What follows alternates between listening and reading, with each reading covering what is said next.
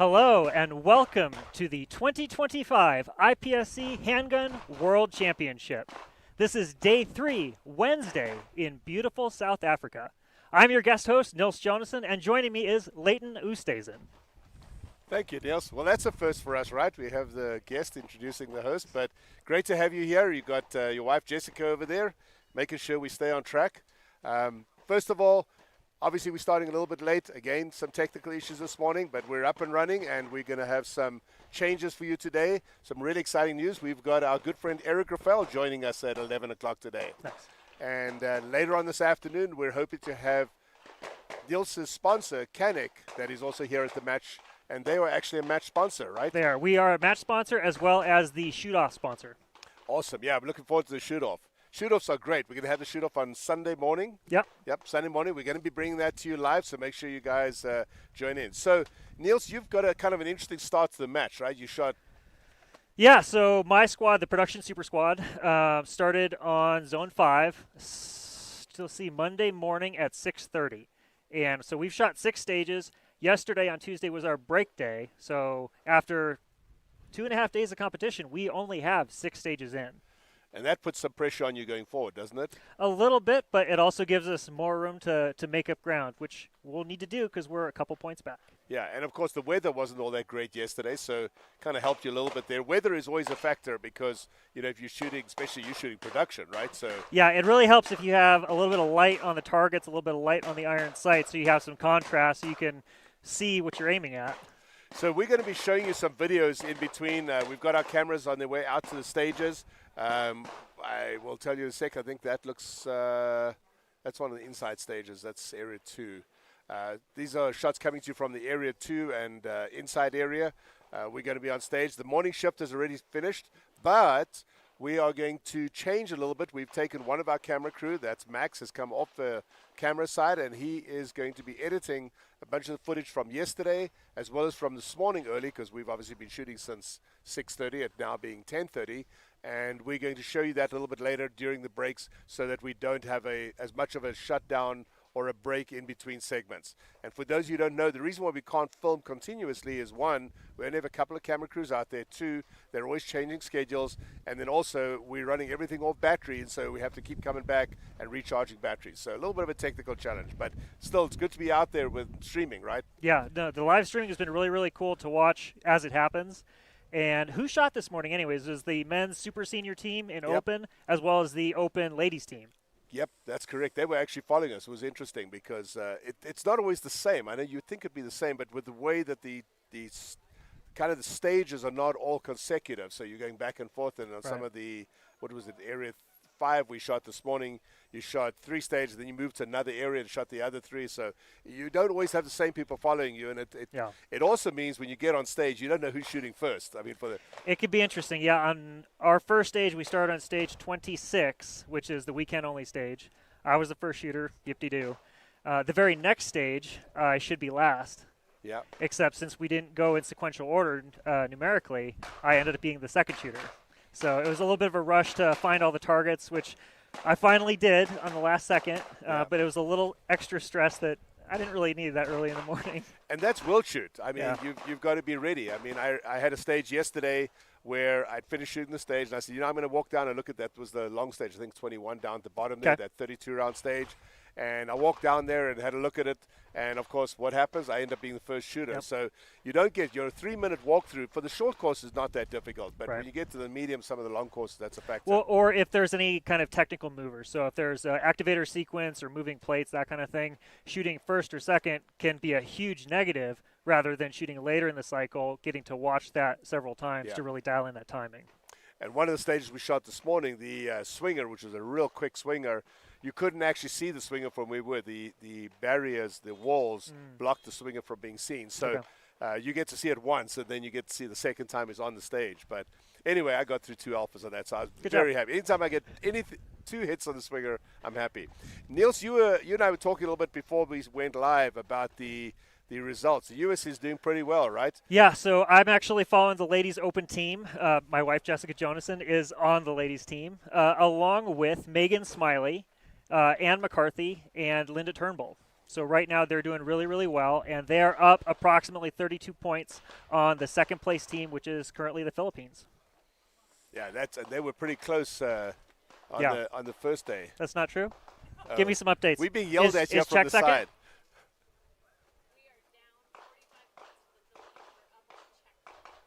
Okay. Why does my app not say that?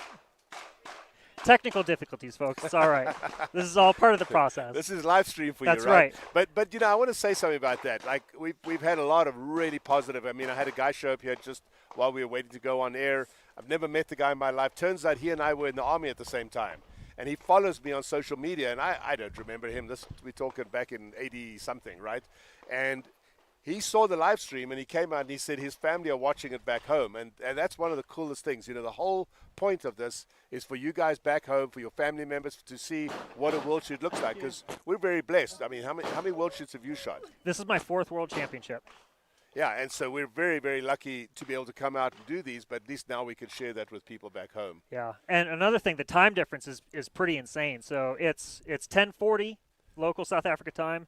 In Las Vegas right now, it is 1:40 in the morning. Yeah. So it's completely different time schedule. So when you see this, guys, back at home, you're probably going to be just waking up, and it'll be a rerun. And you know what the funny thing is, that even though we're broadcasting in the middle of the night, 1 a.m., 2 a.m. in Arizona, East Coast, obviously 4 or 5, 50% of our viewing is from the United States. Is it really? The live viewing? The live viewing, yeah. Really? And you guys are crazy. Yeah, I know. It's like I feel blessed that we're, people watching us. But yesterday, I think we got up to about 180, 200 people viewing at the same time. And this is actually as of the day before yesterday, because the stats are about a day behind, we're at 700,000 views in total, which is way more than we expect. So thank you to you guys all out there and so on. All right, so to put this thing to bed, let's see if we can pull up the actual results. Yes, please do, because apparently what I have is incorrect. Well, and to be honest, what might be happening is that there's updates coming through all the time, and we don't always have all the updates. So I'm on open right now. We want to look at, open, and we want to look at the teams and ladies, and we'll see where they are. All right, if production guys, if you want to jump over to the stats computer, here we are.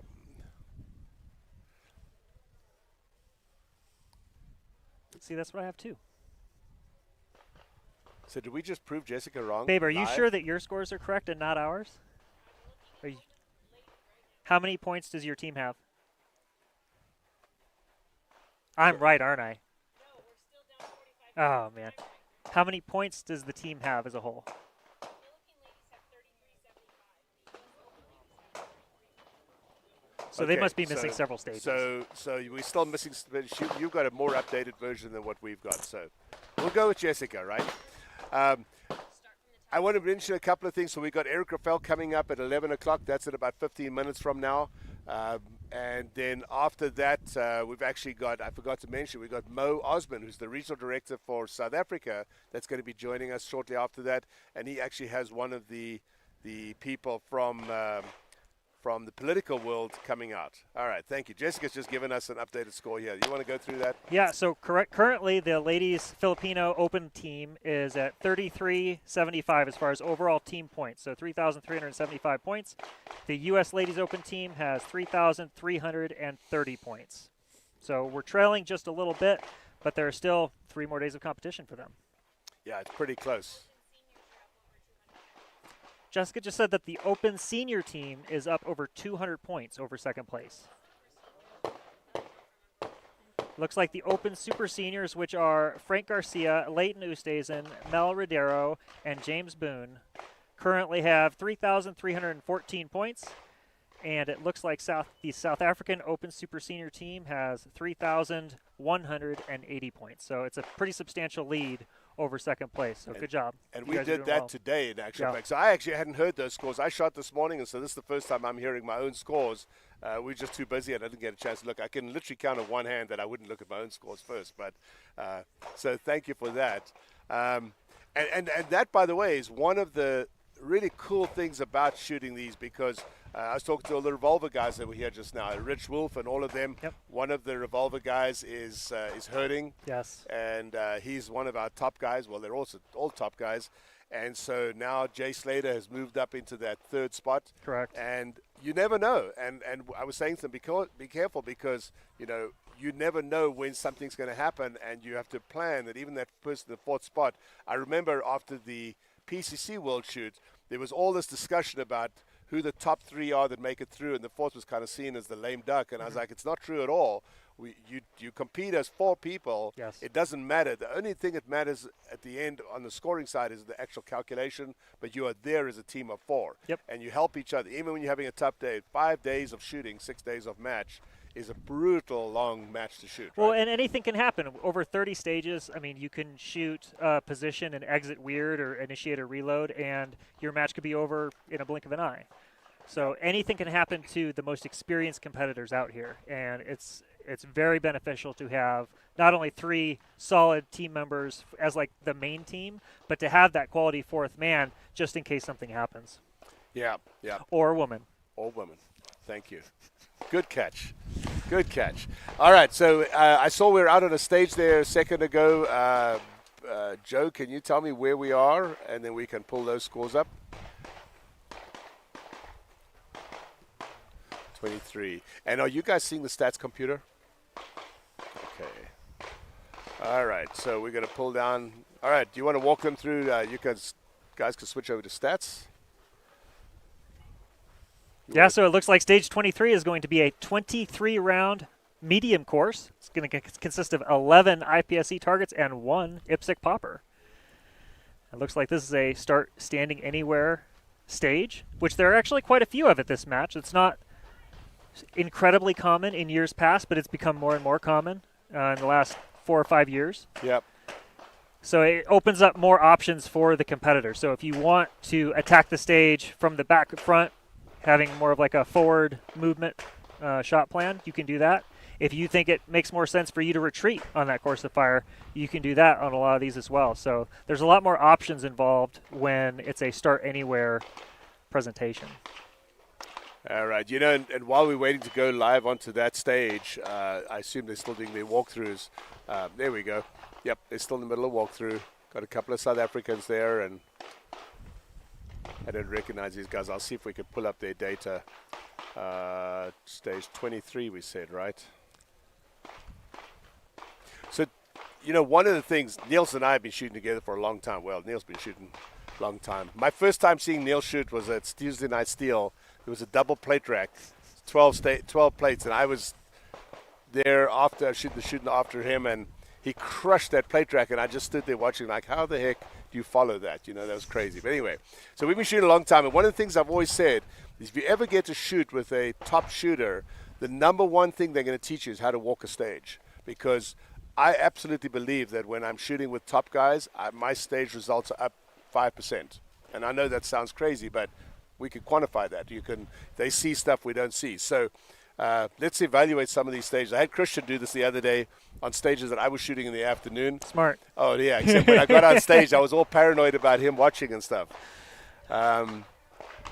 We'll bring up stage 23 here in a second. I'm trying to find it, and then we'll... Yeah, stage planning is interesting. It's a unique balance of finding the most technically efficient way to shoot a stage and balancing that with what's prudent. Sometimes the best, most efficient way to shoot a stage introduces a significant amount of risk, and you need to determine whether that risk is worth the benefit you get out of it. So sometimes you'll save 2, 3, 5 seconds, in which case sometimes the risk is worth it. But if you're saving a quarter second, half a second, and you're amplifying that risk by orders of magnitude, sometimes it's not worth it to shoot the most technically efficient way. So there's a difference between that and then the way that's best for you to approach the stage, depending on what your goal is. So while we're waiting for that, we can take a look. This is the squad. So if you guys want to switch over to stats computer, this is actually the squad before them. As soon as they start shooting, we'll see them pop up on this screen. But it gives us an idea. We can have a look at some of the hit factors. David Petrucci. You said this is stage 23, right? 23, yes. You guys can see the best guy from the previous squad, which is this up top here, shooting number 1343. He shot 2 Charlies. It's a long course, obviously. It's medium course, I should say. And he shot a hit factor of 8.1. 8-1 is a high hit factor for IPSC, isn't it? It is. It's about average for this match, which is crazy to say for an IPSC World Championship. But yes, typically your hit factors for IPSC matches are 5 or below. So points are much more important. Speed, while still a factor, is less so. With a high hit factor, yes, you still want points, but time is so much more important. If you can shave a second off and it costs you a Charlie, I would make that trade every single day. And we see some of their, there we go, there's our first shooter.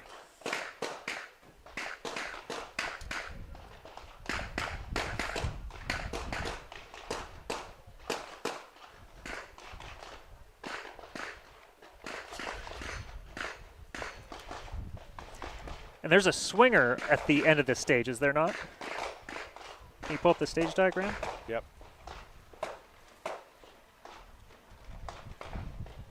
Okay. Yes, there's a swinger, T5. You guys want to hop over to stats? We could show this again. So we have a fixed camera on that stage. We don't have one of our mobile cameras, so you guys are just watching a fixed image. And by the way, we're going to have a couple more of those.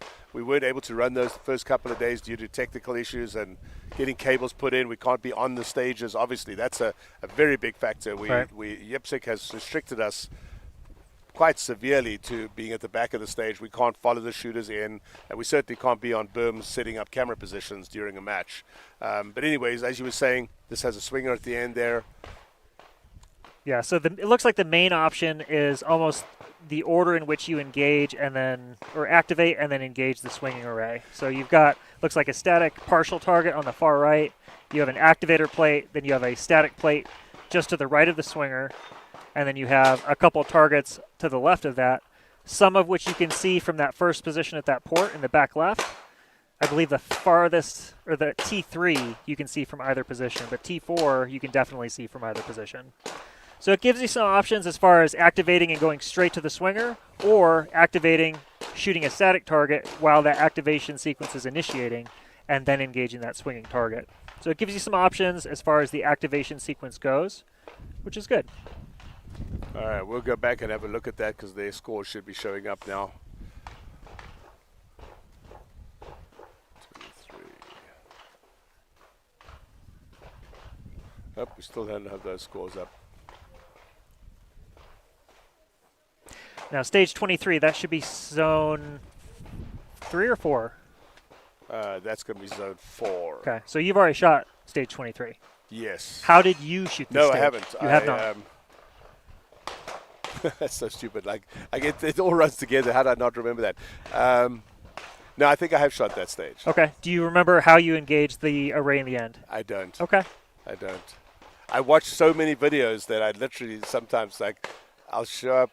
And You wake up in the middle of the night and you're like, I shot that. Great. That's right. You go step back, you Okay. got to load and so forth. And I think I did go in. I shot on the right and then I swept across to the front. Okay. That swinger wasn't that crazy. It looks like there's no dwell, but it has a fairly long duration as far as that top presentation, and it's a full exposure of the target from what I can see from the back. You know, that's one of the things that I marvel at, the difference between the GM shooters and the rest of us, is your ability to see swingers. I mean, I've never been able to master that. I'm still at the point where I'm shooting one and then one as opposed to how you guys double. In practice, I can do it, but can't do it in match. So I'm not sure why 23 score is not showing up. We might have a break in our system with stats, which we'll figure out here in a second. Can we go back to that stage 23? Oh, there's nobody there. Okay. So one of the things about this match, which we've seen, which is really crazy, is that the stages run so fast that there are often breaks in between. Mm-hmm. And so tracking it is also kind of more difficult as well. Do you like this format, this 2-hour format, basically 25-minute cycles? So as we talked about earlier, I've only shot 6 stages. So my first day I shot very early. Yesterday was my break day, and today I shoot at 12:30. So far, I actually enjoy the schedule. You don't feel like you're being overtaxed each day. You get to your stage when your schedule starts. You're there for maybe 2 hours of shoot time, and then you can watch other people shoot, enjoy the rest of your day, and get prepared for the next, rather than being there all day, feeling exhausted, just to Yeah. have to do it over again. Yep. So Yep. I actually have enjoyed the schedule. My wife is on a different schedule than I am, so we're kind of playing with that a little bit. It's a little inconvenient, but that just is what it is. And there's not a whole lot of things going on that are exactly off range, so you can't disappear for a couple of hours and go look around a monument or something. Anything that's out there is. Well, I could go on safari, but if I got eaten by a lion, who would carry Jessica's bags? That's right. Okay, we're looking at stage 13 here. We've got some live video. That World Cup shirt he's wearing is actually the, I think that's the Lubos World Cup, maybe the one down in Florida, or that might be the one from Europe. That's the World Cup. The series. World Extreme. Yeah, World Extreme. You've shot that Czech Extreme match, haven't you? I've not shot the Czech Extreme match. I've shot the Pan American when it was in Florida at was it Frank Garcia's range several years ago? Yes. That was actually a very good match. The weather didn't cooperate with us that year, but it never does in Frostproof. That's an understatement. The weather didn't go. That wasn't as bad as the Hurricane Nationals. Remember that match? That was a back-to-back-to-back nationals. So you Yeah. had Open paired with, I think, PCC, if that was a thing at the time. You had Limited and Limited 10, and then you had Production and that kind of stuff. So it was 3 separate national championships run back-to-back-to-back. And during the the break period between one of those matches, a hurricane rolled through Florida, and they had to postpone the match 1 or 2 days so they could rebuild the event, and then we competed. I know. It was an experience. I remember sitting there because all the stores had closed. There was like one restaurant open, Yep. and it was in the eye of the storm. It was dead quiet. We're like, we could be shooting right now. And then, holy smokes, later that day, the storm came through. All right, I think you guys said we're back on 22. All right, I'll skip over to there. I did have... so we just got told that stage 23 had a equipment issue, and so they've held on that stage. That's one of the big fears in a match like this. So the shooter that we have up here right now is a lady shooter from China, I believe. Yeah, I think that's her. Her name is Jinjin Shi. We have no Americans on that squad. Christina Bilkhalter just shot that. You know Christine? Yep. Really good friend of ours. But she had 2 mics on that stage, so that's not good. It looks like she had 2 mics and a procedural, which leads me to believe she probably missed a target. Left the target. Yeah, you're absolutely right. Yeah. That is not what you want to see. That's a lot of points. It is, yeah. But it's a long match. There are 30 stages. That's only one of them. Yeah, so you can see, is he shooting right now? No. So if you want to switch over to stats for us real quick. So we're going to actually look at this screen. Margot is out of it says that's FXX. I think she's out of France. I think that's a mistake. But anyway, she's out of France. Really good shooter. She's leading that stage. No, Christine's leading that stage. How could she be leading no with way. 2 errors? Yeah, no, Margot's leading that stage. Sorry, 6.7 hit factor. The person that just shot is Jin Chin. And the next shooter up is Cyril Vivo. And what I was going to go back and point out, you see that Margot shot a 6.7 hit factor. Christine dropped all the way down to a 4.1, even though their times were pretty close, roughly 3/4 of a second. Yeah, apart. Christine was only 0.8 of a second to a second back, but a procedural as well as the 2 mics really takes a hit. Yeah, that really hurts. First shot at 2.2 seconds. We're still getting used to working with all these stat screens and through all the timing screens. It's a whole new thing for us, and they're adding more stuff to it. You see the extra shots that they put in for us. And Interesting. This MC percentage that you see here, that's also how much of the match they've shot. So it tells us, like in your case, you've only shot 20%. Okay, we're going to go to a short break here. We'll keep rolling on some video. We have a camera out, of course, on stage 23, but stage 23 is down right now. We'll see if that comes up. After the break, we're going to have Eric Raffel. I see him and his crew have started arriving here, chatting with us over there. And so, Niels, thank you for joining us. Thank you, Leighton. Appreciate it. We appreciate it. Yeah, we'll have Niels on again. In fact, maybe he's even going to run the broadcast so I can take a break. That'll be cool. All right, let me go shoot zone 1 real quick, and I'll be right back. Real quick, yeah, no shit. Go have fun and Appreciate it. enjoy your day. Thank you.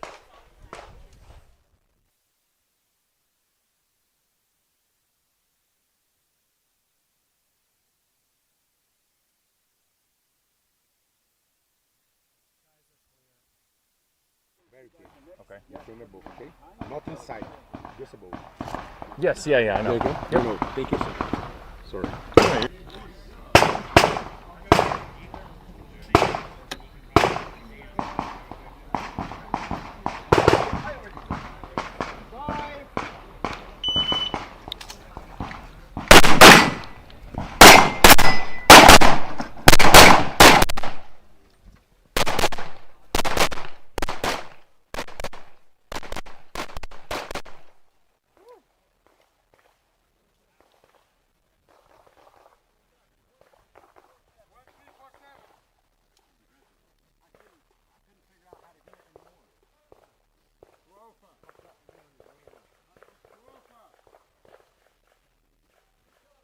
Charlie. To Alpha. Arthur, to Alpha, to Charlie. Start complete. I pushed a little bit there, was a little more aggressive than I probably should have, but dropped a few points trying to catch up a little.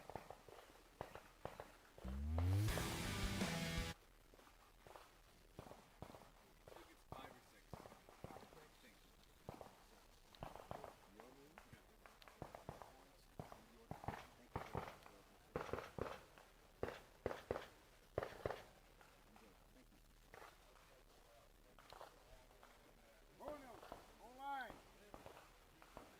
Arrow.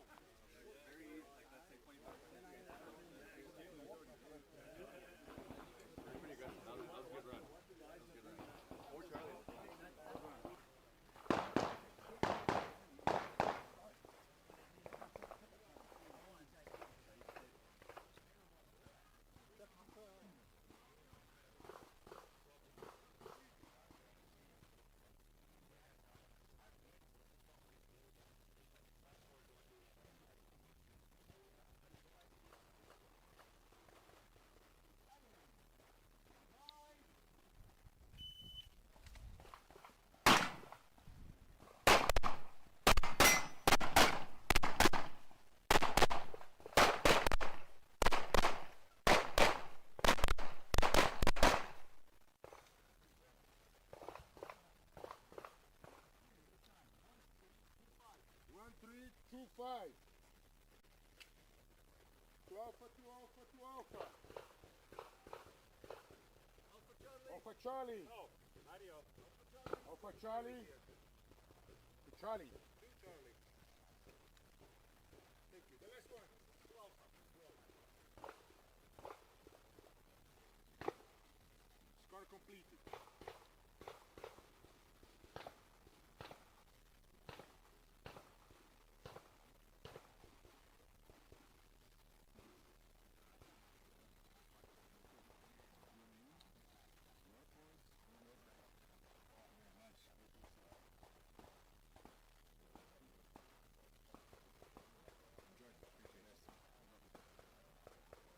Take that run. Took me a second to remember that one, but otherwise I think it was a perfectly executed plan. The big thing was this first part. The first section was crucial.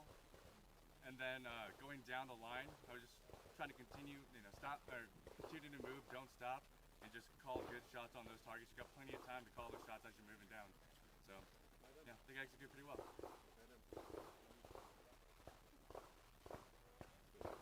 Out of the state.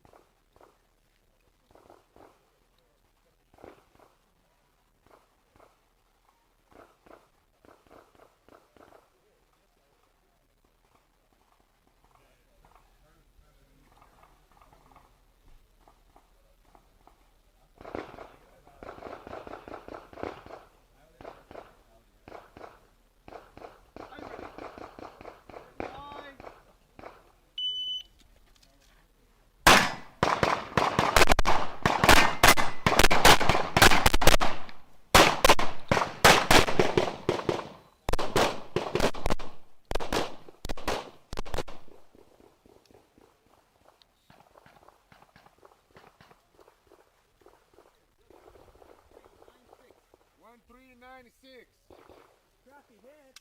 Roll. To Charlie. To Alpha. Alpha Charlie. Alpha Charlie, Alpha Charlie. Score complete. Got impatient at the last position. without too many toes. But good flow. Is the audio there? Okay.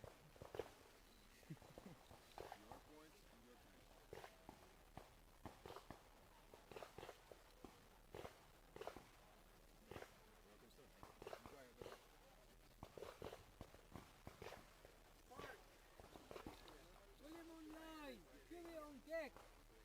Washington in the hole.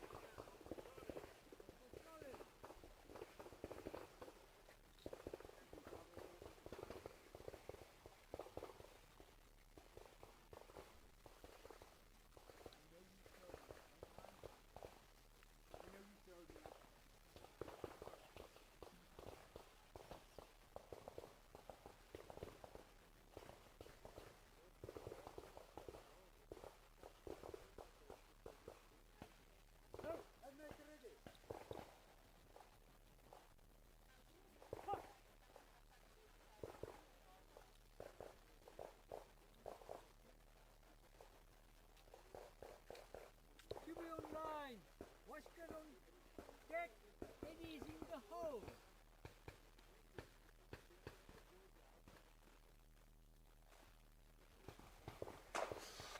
And welcome back, everybody. As you've been seeing, we've been watching some of the footage that was shot either yesterday or this morning. But I want to introduce my guest. For those of you who don't know, this is some French guy. We don't really know who he is in the world. No, I'm just kidding. This is Mr. Eric Raffel. Eric is Nice to meet you guys. probably the GOAT of our sport. He won't like me saying all this stuff, but I would put him as the GOAT of our sport. He's won more world titles than most of us have even competed in world shoots. In fact, you won your first world title as a junior, didn't you? Mm-hmm. 99. That's incredible. And in a couple of years' time, he's going to be shooting in my geriatric division as a senior.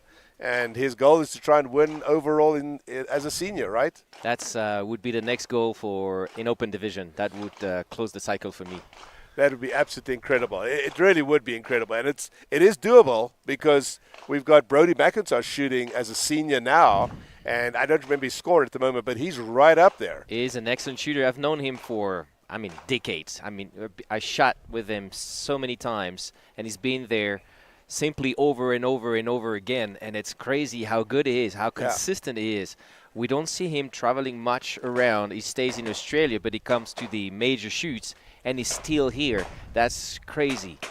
Yeah, I saw him shoot yesterday, and other than he's a little slower, when he's pulling the trigger, he's crazy fast. He's got crazy splits. He's there. He doesn't make much mistakes. He's just consistent. Yep. And so on some of these short stages where there's no movement, yeah, he's right up there. Oh yeah. Yeah. Eric, talk a little bit about World Shoot. You've done this. We've got a whole bunch of things to talk about with Eric, not just this. And we'll kind of go back and forth to some video as well. He can commentate on what he's seeing on the stream. But as far as World Shoots, how many World Shoots have you actually shot? Well, I got 96 was my first one in Brazil. I came up, if I do remember, I was top 18, second junior at that place. Yeah, that was it. So top 18 and second junior, so vice world champion by then. And then 99 was the turn for me in the Philippines. That's the one you won as a junior, right? As a junior in overall. How old were you then? I was, what was that, 18? 18, 19? Yeah, because it was still 21 at that stage. Yep. And then, actually, let's talk about that for a second. It went back to 18. And you had to be under 18 for a while. Right. And just last week, they changed it. It's now back to 21 again. To 21. And the reason for that is we lost so many juniors that just couldn't qualify. The US, out of 133 people, we only have 2 juniors. We don't even have a junior team. So I think it's a good change. I was actually opposed to it in the past because now you might have a 17, 18-year-old kid competing against somebody who's 20, which is significant, right? Yeah, that's right. But it's the only way we can get juniors back in the sport. That's the only way we get juniors, but the good thing is they moved the age of super junior. So basically you become a junior now from between 18 to 21, and super junior will be 18 and lower. So that means they have their own category, and it's true that I would say 15, 16, 17, 18 are, let's say, still young kids, teenagers, kind of. And then the 18 to 21, they are like younger adults, still young. So they deserve that junior category, I think, and it's fair for them. Of course, we got some exceptions. If you look at Khalil and Bro Texans, who are the 2 famous kids from the Philippines that shoot standard division, those are beasts. But they've been like also shooting so young, so for them it's natural to be on the top classification overall, even being juniors. But in the rest of the world, we don't have enough juniors. We need to bring in more young people into the sport, grow that category way more instead of trying to grow, sorry to say, senior and super senior. The future is on the young one, not on the older one. Yeah. The average age of the U.S. team that's out here is 48 years old. Jeez. And even in the division teams, you know, the 6 division teams, the average age is 43. Yeah. So we're definitely getting older, and those people still, because there's, and the interesting thing is in the U.S. we have Steel Challenge where we have a lot of juniors shooting, and really good. Yeah. But they're just not interested in shooting the stages, the IPC/USPSA. Well, the real question is why? Yeah. This I don't know, because in France we don't have Steel Challenge. So either they do ISSF style shooting, so precision shooting, and we try to get them into practical shooting. The only main issue for most parents is the cost. It's an expensive sport. We're playing golf in our own field, and that the main issue is still the money. So we tried to develop a program back in my country, supporting the kids, supporting the juniors. So we have a small amount of money dedicated to them in order to bring them in. But still, it's hard. Last year, I was able to bring like 6 juniors at the European Championship. I had only 15 at the qualifiers in the nationals. So it's not that many. So we need to change that, for the sport. And I want to mention something. Eric talked about the French nationals. We had a junior from the U.S., and I'm trying to think PCC. In PCC. And when Eric found out that he was a junior, he called me and he said, "Hey, Leighton, I'm going to put that kid in my squad," meaning in Eric's squad, and he could shoot with Eric. He was so excited. I didn't think he could sleep for a week after that, and that's really awesome of not just Eric, but the French delegation to be able to do that. And it's probably, something that needs to be done more across the world, right? We have to do that. It's for them. It's the only way we can grow champions, I believe. Give them the chance to shoot with the guys, with the top guys, see the world in a different way. They get the best exposure at that moment. So for them, the learning curve is way more interesting than an older man. Like if you tell me, "Hey, Eric, I'm Leighton, I want to be in your squad," I'd say, "Leighton, give me a kid. Yeah, I'll take that." And he does do that, by the way. I'm not kidding, because I want to shoot with Eric too, I said earlier on in the broadcast we were talking with Niels, and I said, when I shoot with the top guys, I gain 5%. Yeah. Because you guys find things that you would think I would know. I've been shooting for 32 years. I've shot thousands of stages, but it is something. But I love that. And the kid we're talking about, by the way, is Beglov Artisan. I'm sure he won't mind me mentioning his name, but he had a blast. He shot really well. Yeah. While we're talking about kids, I got to bring up your son, Sure. Robin, right? So on day 1 of this World Shoot, Robin and Eric's scores were almost identical. I think you had him by like a point or two, Half right? a point. No, not Half even. a point? We were in the same point, so And- half a point. Oh my gosh, let me tell you, I wish I could have had you on that day. I would have ridden you into the ground. I would have been like, "Eric, how your kid's catching you, man. It's like time to retire." But that only lasted 1 day. Eric opened it up a bit the next day, and that was it. I think you were 30, 40 points ahead by the second day. Now, yes, on him, yes, but it's still. He shot good, solid. He has his plan. He has his game. He has a goal also. He's so being a junior, he's also the 3rd one in our national team for PDO. So his job is to keep it confirmed the 3rd place on the national level, and bring back the points, because if we can target, our first objective is to be on the podium of the PDO team. So I think we have a chance, but it all depends of the group. I mean, it's me, Emil, my son Robin, and also Patrick. So we have a group of 4, pretty solid. But we just need to deliver the work. So he's not here to attack. He's not here to take any points. He has to fight also for junior. There is a very strong junior in PDO from Indonesia. His name Prabu. Excellent shooter. So we have to be careful. He has to be careful. So he has to shoot as much as clean as possible throughout the match. So he can't take risks. He's not here to fight against me. He's here to fight for the team and for himself. And you know, the funny thing is what you just said now is about half an hour ago, our revolver team was here, and one of their top 3 guys has gone down. He got hurt, and he's still in the match, but he's suffering. And so the guy that was in 4th is now back in the team. game, yeah. And that's why we have this. You know, there's this thing that the 4th person doesn't count, but you have to shoot as a team. And Rich Wolf, who's kind of their team captain, he was saying that he had to have a chat with everybody, like, you know, it's a long match. Like, stay at about 90%. And if the guy that's in 4th place, Alex, that got hurt, even if he could just bring 70 or 80%, you just don't know when that's going to be necessary, right? Yep, exactly. Yep. Joe, if we could switch over to, is she about ready to shoot? Actually, let's watch this. Do you know her? No. Stage 20. Oh, yeah, we shot that one.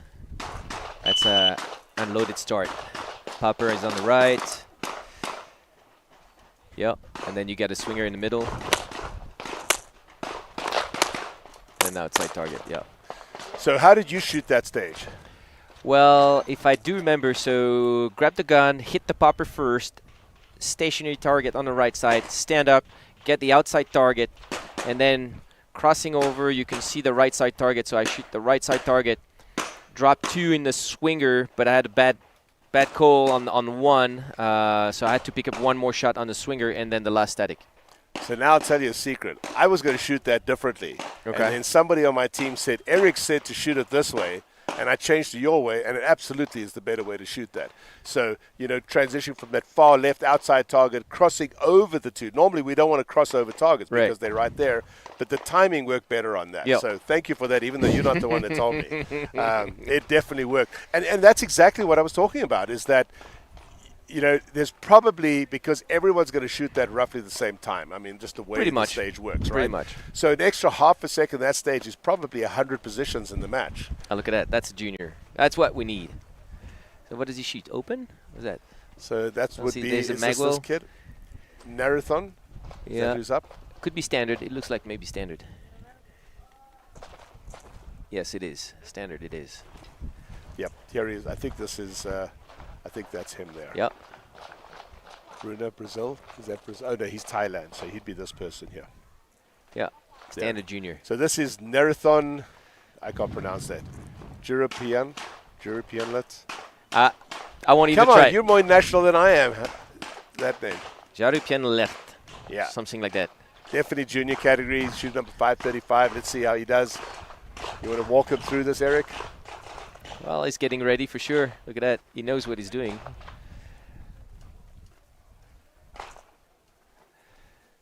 No wrecking the gun. Remember, this is IPSC. Just pull Yep. it out, put it down. Yep. When they changed that rule long time ago, I got a warning for wrecking, showing up my gun was clear. And then, so they see the arrow. I remember the arrow telling me, hey, you know, nothing I can do, and got a warning for that.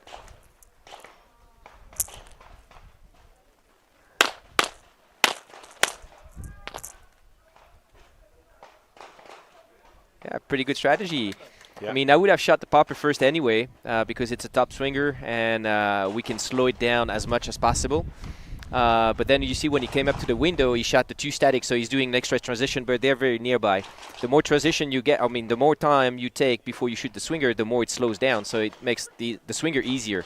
So, and that's basically what we did. When we shot the popper static on the external on the left, and then came back into the port, we still shot a static, and then we go for the swinger. We had a spare static just in case you made something wrong. You can still do 1 swing back and force to the swinger and still catch an extra shot if needed. So if you guys want to jump over to the stats computer, we can show them his score coming up here in a second. So this is still the score from the previous shooter, obviously, and there he is there now. yeah, 4 Cs. So 4 Cs, 1068. It's a decent time. In shooting standard, he shoots, what is it, minor, yeah. First, I'm wondering how old is he? Because he looks pretty young. yeah, he does. His first shot was at 341.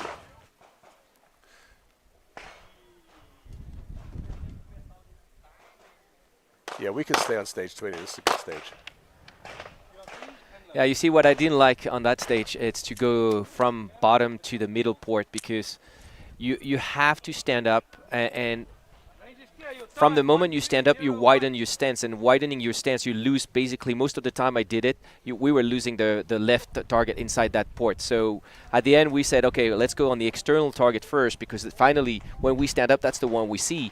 And when you turn your head, you directly see that one on the right side. So then you just have to make like a small step forward moving into that port, and then you see the target, then the swinger, and then you end up with the last target. Yeah, very true. And he shot a 4.8, which is pretty good hit factor. Correct. Again, IPSC hit factors are often around that 4, 5, 6 mark. There we can see it. I'll scroll up to the top there. He had the 4 Charlies. Yeah. Time of 10.6. Don't remember what was my time. I shot somewhere around like 7 seconds or something like that. So I'm still making a shot. I had to make up a D to an alpha, because I didn't call. I mean, I had a bad call on that swinger. So. One of my favorite, I have a lot of favorite stories about Eric, but one of my favorite ones is way back when we were training for 2017 World Shoot. I found a video that you had made online, or video that you had made, and I ordered it. Just watch this.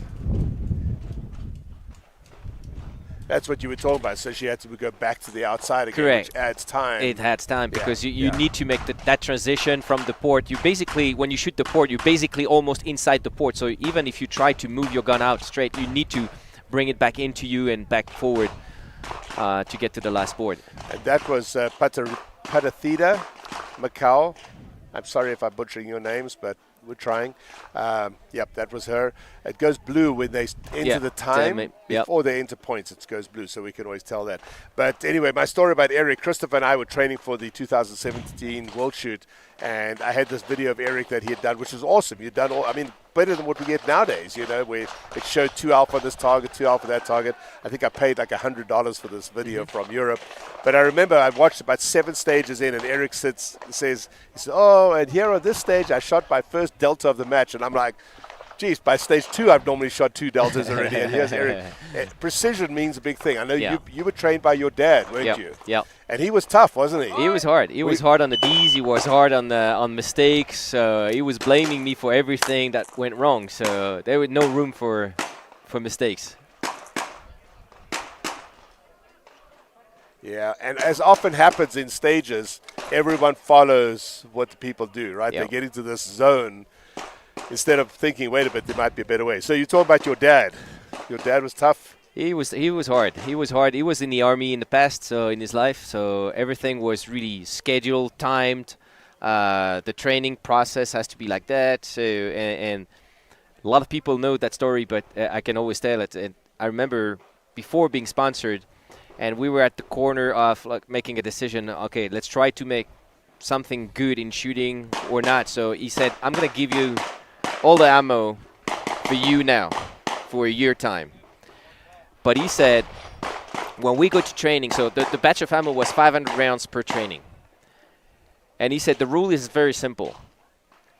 You shoot a D that you don't call or you don't reshoot, you lose 1 mag.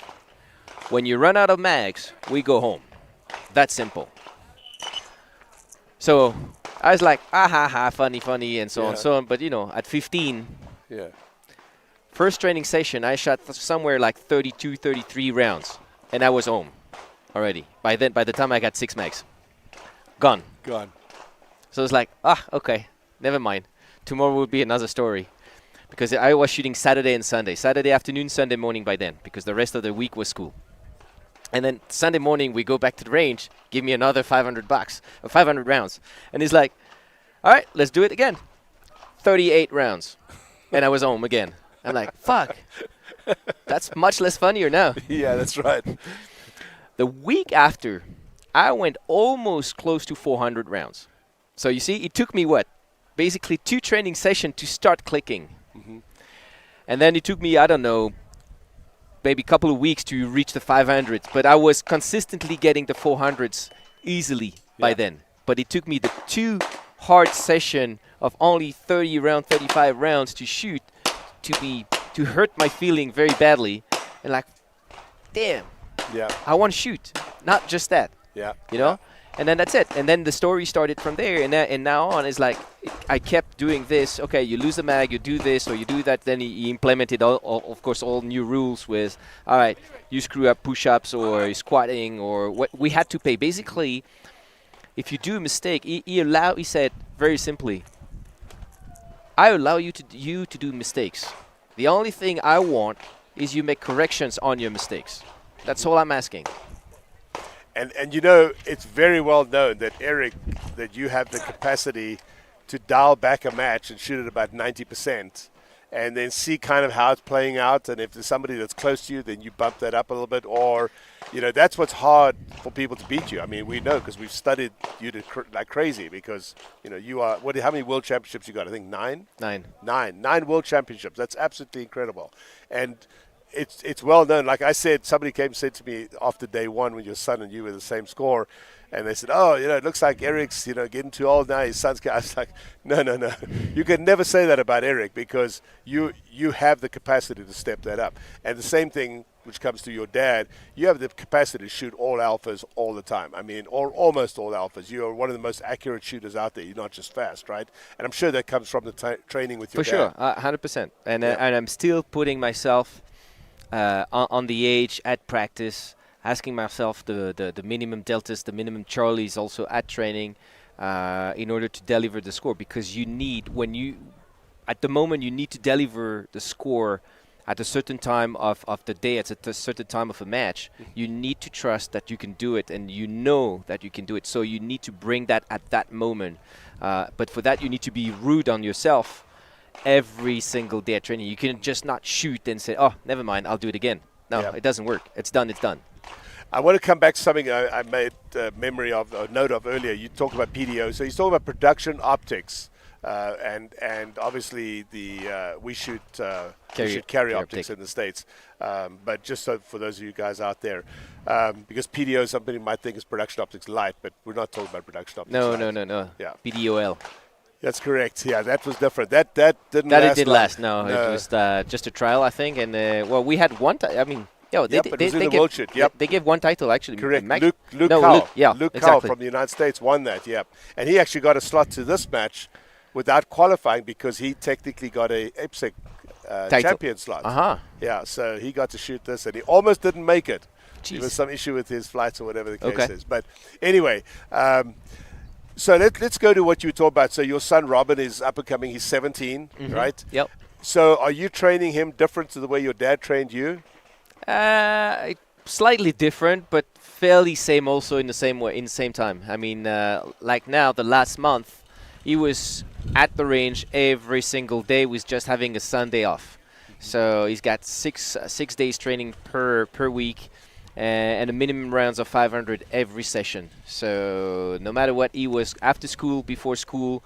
If we had to go 6 o'clock in the morning, we were at the range. If we have to go back at the range by 6 p.m., 7 p.m., even if the homework is not done, we go to the range, do what we have to do, and then get back home. So he shot decent volume before that match because we were not sure also the rules will change for the juniors. So technically for him that was the potential only shot to compete as a junior for the world. So, and we know that we have a bunch of competitors in junior category in PDO, but there is one specifically, Prabu from Indonesia, definitely an excellent, great shooter that will hit also somewhere in the overall top, I would say top 16. He should be there. So that means we should have, if everything goes well, I think we could have, 2 juniors within the top 16 this time. That'd be awesome. That'd be super awesome. And you know what people often don't realize is that with 1,800 competitors here, granted a lot of them on pre-match, but there's still 1,100 or 1,200 in the main match. You know, there are a lot of very, very good shooters. Oh, yeah. As you go higher up in the world, you know, level 3, then level 4, then level 5, this being a level 5, you know, I'm amazed sometimes. Like there's somebody shooting in senior, super senior, my division that I never even knew about, Yep. and he just showed up out Yep, of nowhere. exactly. You know, it's It like, popped up. hey, that's not fair. Like I knew about this guy, but I didn't know about this. Yep. There's always somebody out there, right? You just never know, especially worldwide. Exactly, and that's the funny part of the match. I Yeah. mean, you have your plan, you know who you're targeting, you know who you're following as your main competitors, and then you have a name that pops out. It's like, ooh, who's that guy? Yeah. And if you're not tracking, if you're not looking at the scores, maybe you won't see him coming.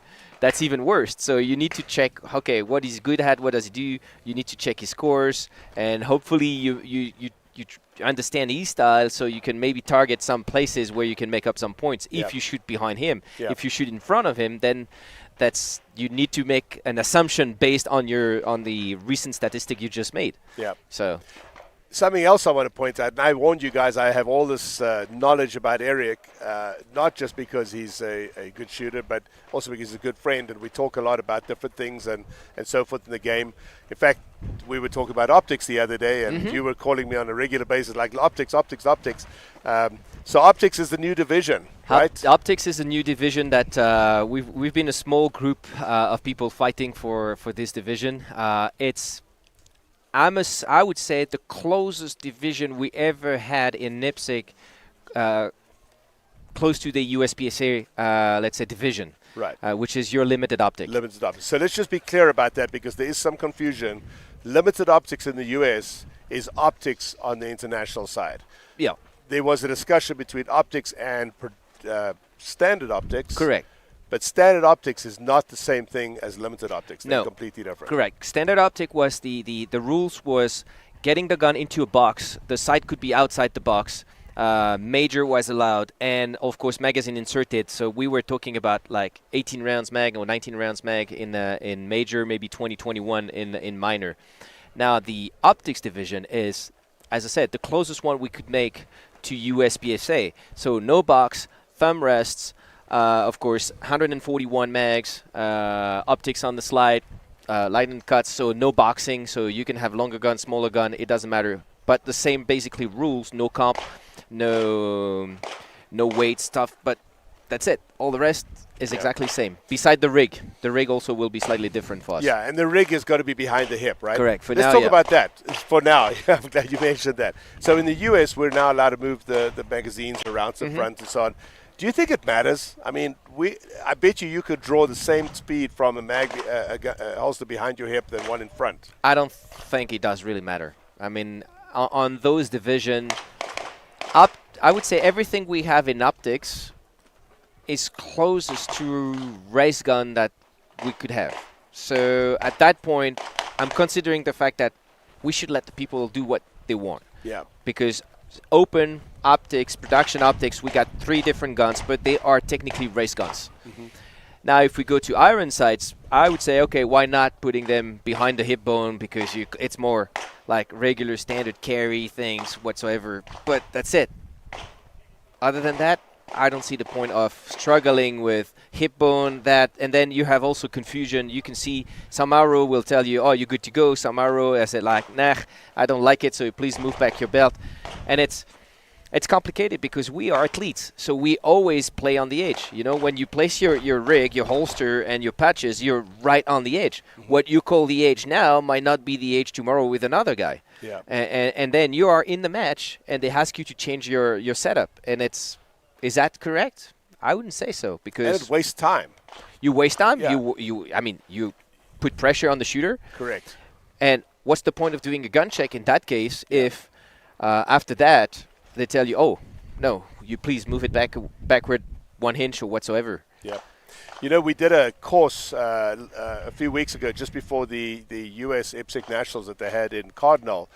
We did an IPSC RO class in the US. So we're going to be doing more of those in the US so we can train a lot of our ROs and be able to apply the IPSC rules. But we had Alistair from Jamaica come up and teach a class. Right. And he said something in the beginning of that class that I really just gelled in I've done lots of RO classes, most times because I let my RO certification lapse, because in fact, to be honest, I'm supposed to have updated it this week. I need to jump on that. But I've done a lot of different RO classes. I like going to the classes. I like seeing the different instructors. Yep. And so for somebody to show me something that I haven't seen is unusual, right?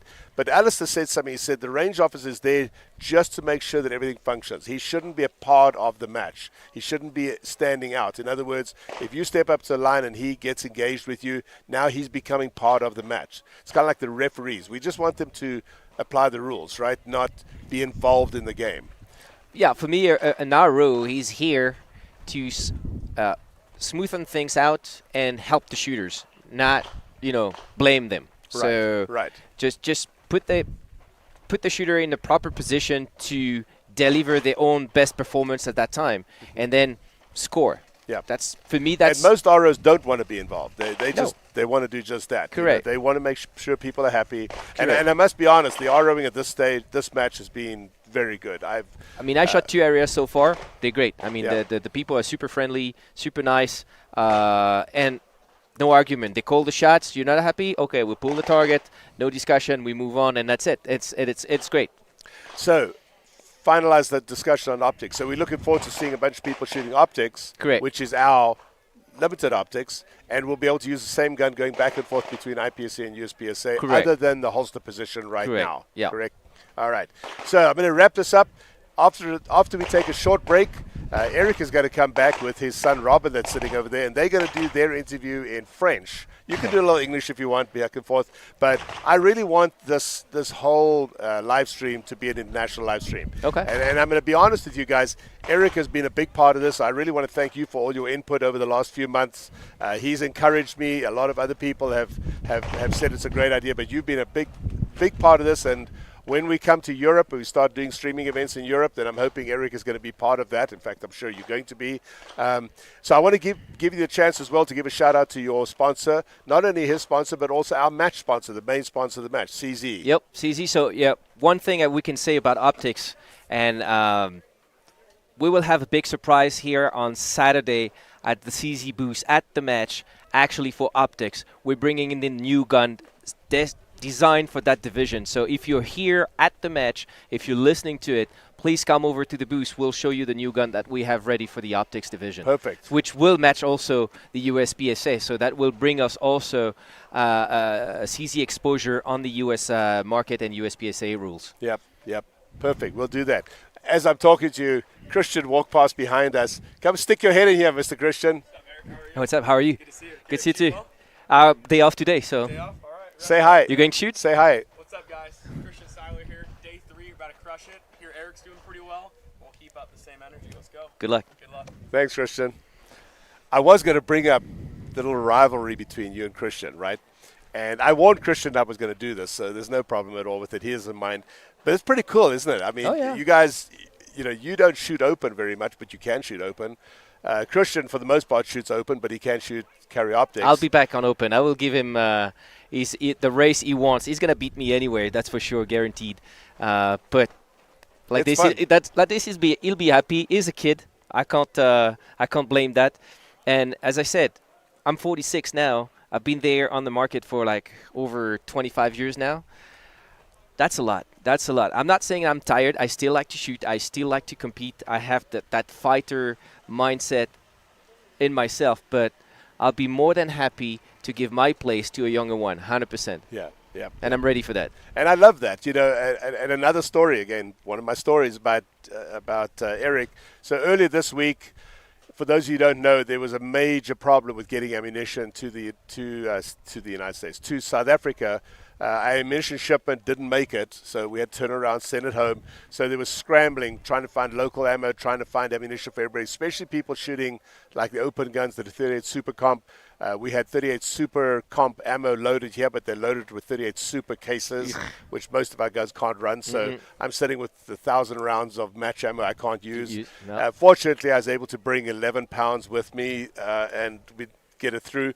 But Eric called me up the other morning, I forget, it was early in the morning here, and said, hey, I've heard about this stuff. I want to make sure that the production optics guys are okay, JJ is okay. They're shooting against each other, and he's literally offering his ammunition to JJ. Yeah. And I know, I mean, I've known you a long time. You're an awesome guy, and you've done a lot for the sport and all this stuff. But I can't tell you how much I think that's amazing. That, I mean, what other sport in the world with a competitor that's up. I mean, you and JJ are against each other, not only for individual, but your teams, and yet you're helping him out. Well, it's on the ammo. It's easy. It's like, you're racing cars. You can offer extra fuel or whatsoever. I can't offer him a gun if he can't bring his gun. That won't work for his sponsors. But yeah, I mean, it's. I believe it's normal. We here for one chance of a match every 3 years. Soon every 4 years. If you can't compete against the best because they don't get the equipment, then the title doesn't have the same taste if you get the title, right? Yeah. So has the little asterisk next to it. Correct. So you want to have everyone at their best with proper equipment so that everyone can shoot. So for me, it's natural to make sure that I would say all my friends, but also competitors get what they need to compete at their best at that time. Yeah, well, I think that's one of the amazing things about our sport is how we help each other. And it's not just this, something like this. I've seen it in Rifle World Shoot. One of my, a part broke on my JP, and we were sitting there struggling, trying to find it. Literally, there's some dude, I don't even know who it is. I literally can't tell you who the guy is. Walking past, he sees what we're doing, he says, what's wrong? I said, well, this is broken. Todd Jarrett was working on my rifle. And Todd Jarrett's a beast when it comes to that stuff. And this guy said, oh, I have one of those. So probably a $2 part. Yeah. But it was the difference in me continuing or the end of my match. And I went on to win with Todd and Jerry Mikulik. Yep. You've heard of those guys. Went on to win a gold medal with them. And if it hadn't been for that guy, I wouldn't have made it. So that's an amazing – and I tried to pay the guy, and he's like, no, I don't want your money. It's fine. And he doesn't – I don't think he knew who I was, but it doesn't matter. It doesn't matter. You're just helping the guy. So it's awesome. All right, before we go to our break, I know I said that a few minutes ago, but there's so much we could talk to Eric about. Let's pull up stats for a second, guys. I want to show your score. So, Eric, this is as of yesterday, right? Because obviously, so all the PDO guys we're on day off today. So right. So, and by the way, Eric came in on his day off to come and talk to us because while he's in the match, it's a little harder. It's very hard to get these guys to come and chat to us while they're shooting. Well, we are all the team also together. We travel with one car, minivan. So it's hard for me to say, guys, wait for another hour for me, so I just go around. So well, I appreciate you coming in. You texted me last night and said, hey, I can do tomorrow with my day off, and here you are. So, all right, so let's have a look at those scores here. So there you guys are in the top. This as of yesterday, 29.78 for the team. And there's your son. He's sitting right there. Yep. A few points behind. You obviously turned it up a little yesterday. I had a better day yesterday than day one. My day one went as good as it should have done. Stupid mistakes, but it is what it is. The second day was way better. Robin had a small mic on one stage. I would say idiotic. He didn't call it, unfortunately. Just one of those partial was no shoot. He shoot just a little bit above. The rest, he shot extremely clean, so nothing special. He doesn't like the weekend, so he was also off on the weekend in terms of time. But the deal was not to be making mistakes on the weekend, so he had to shoot everything. So it's done. No, he's standing right there. I mean, if you look at the score, 967 and 1025 for me, he's about 90, I would say 93, 94% of me, if I'm not mistaken. So, I mean, it's, for now, the best start he ever made in a big match. Now, we're still competitors, right? I'm trying to beat this guy, even though he shoots production optics. Our team's also doing pretty well. And I want to point out a couple of people. Jacob's only 12 points behind 12 points behind me. He's it's my direct competition right now. He was like 18 or 19 on day one.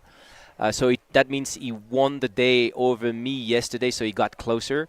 And then, so when I run the numbers, there's a gap for the third place, about 40 points now.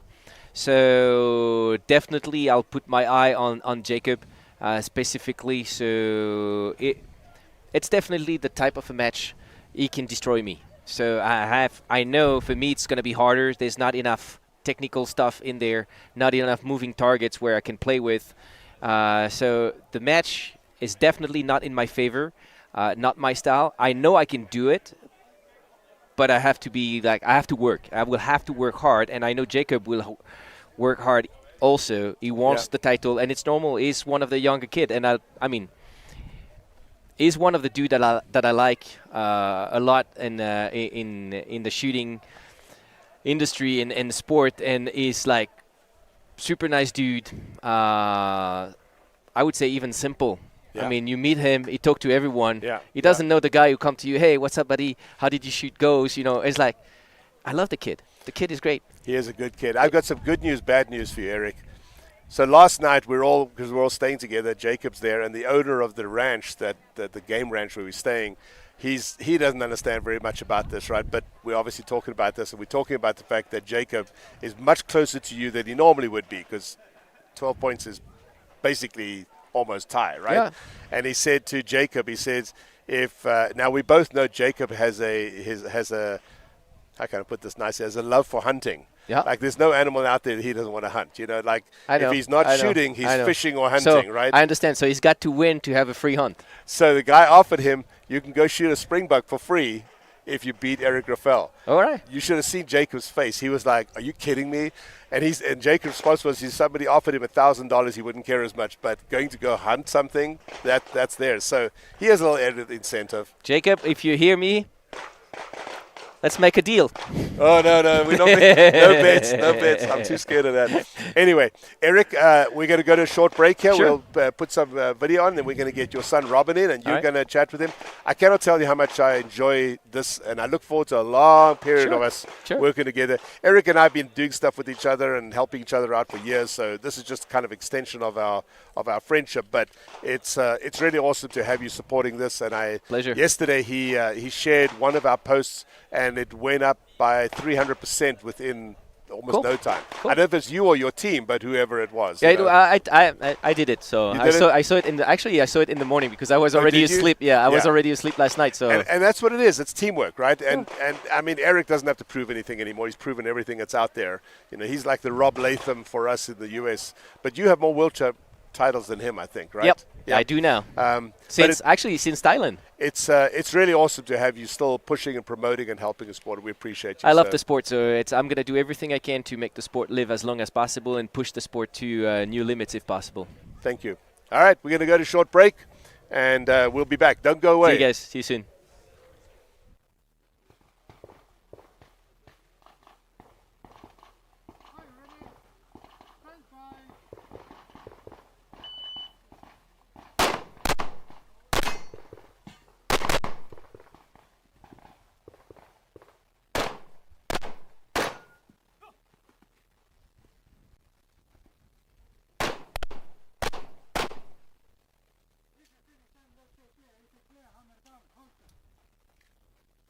Range clear.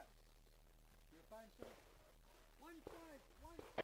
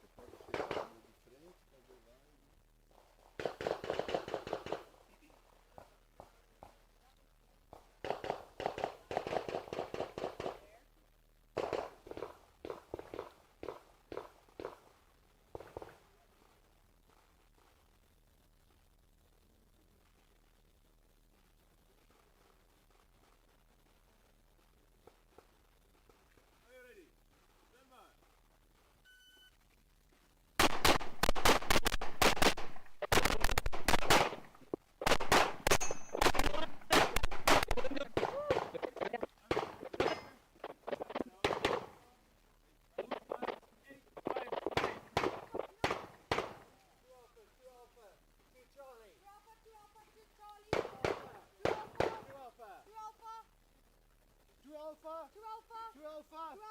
Alpha Charlie. Alpha Charlie. Alpha Charlie. Mike. I'm sort of angry. Charlie Mike. Charlie Mike.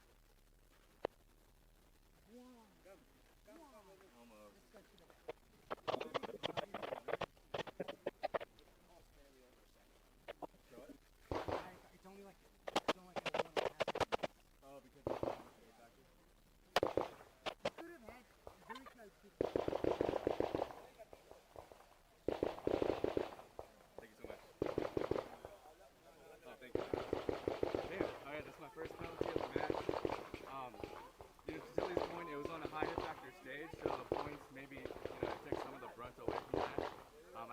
was about a 1 second miss. But and it was an easy target, right? Those will get you. But that's okay. I think I'll pull it off just a little bit aggressively going for those last couple of targets. But that's okay. We're gonna keep on trucking along from there.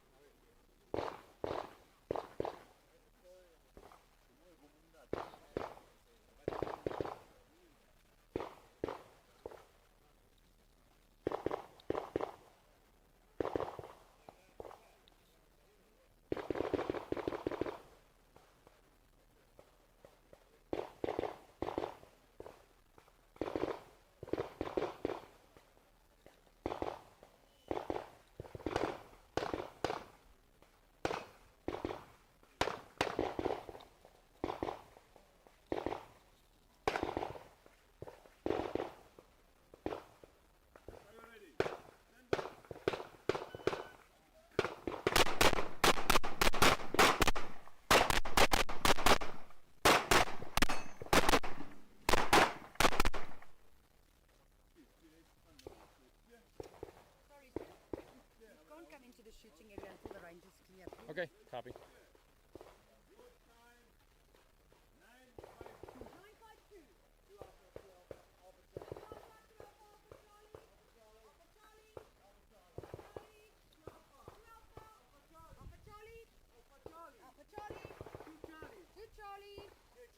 To Charlie. Thank you. Let's go to the back, sir. Gotta lock in. Well done. I don't know about that. No. I mean, no makeup, good flow, but it's too easy to just overlook some of these targets. They're kind of close, so you start spraying. You see a lot of people going a little bit fast on that stack, especially, and dropping a bunch of points. But I tried going for the hits, but it's really hard. It's just easy to mess up.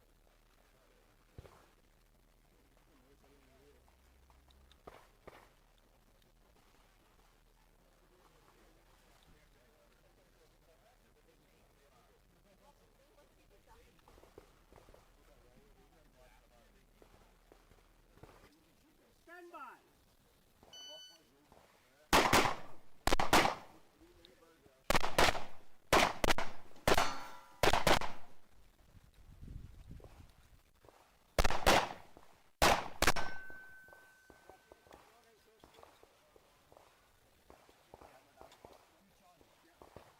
Range is clear. Time 1, 2, 3, 1.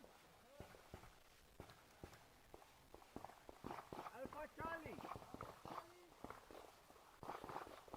Alpha Charlie.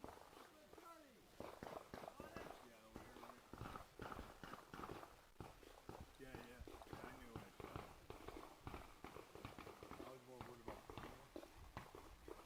I missed the first half. Oh, sorry. I wouldn't want to hit that button there. You know, and for the U.S. there's a creek, right? Thank you. Gino on deck. I said I was going to do shooting. Pop, I saw wood, pop, ding. It was a hard ding? It was a very hard one. Stand by.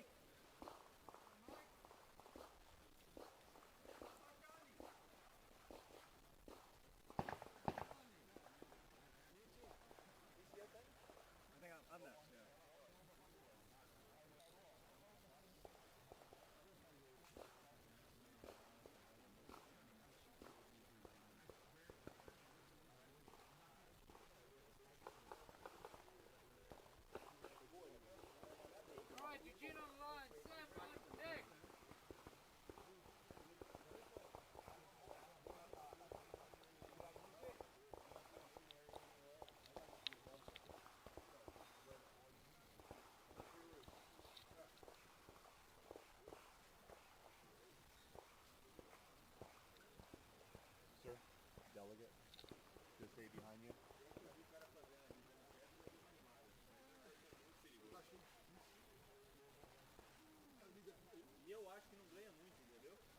Eddie, how'd you shoot? I actually thought the stage was pretty good. I thought I executed it really well. Obviously, when the swinger came, I hit the still because I was tracking into the still. But when it came back, I was able to get 2 shots. That lean is really, really hard. I mean, it's a really hard lean. I just leaned and just kept shooting and finally hit the damn plate.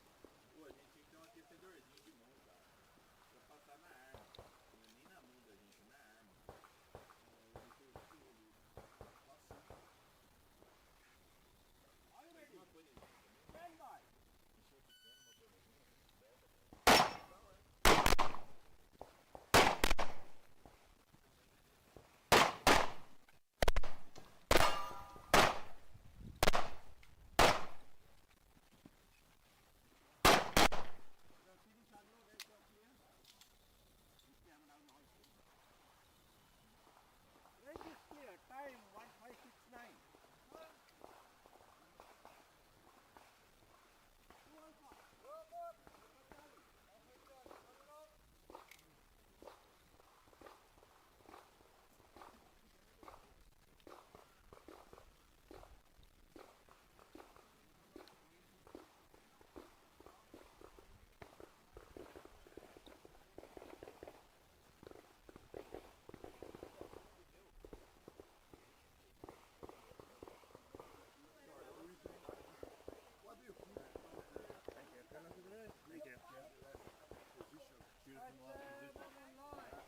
You're going to be target, so now just take another 1.2 seconds to reach for that plate. Look all the time you're losing right there. You start over there, you still both ways to finish over there. You're going to save like not save, but it's going to cost you 2.5 seconds, 2.5 seconds to there, maybe 1.7, 1.8. You got to lose in the last paper anyway, a little bit more. Yeah, you're there anyway.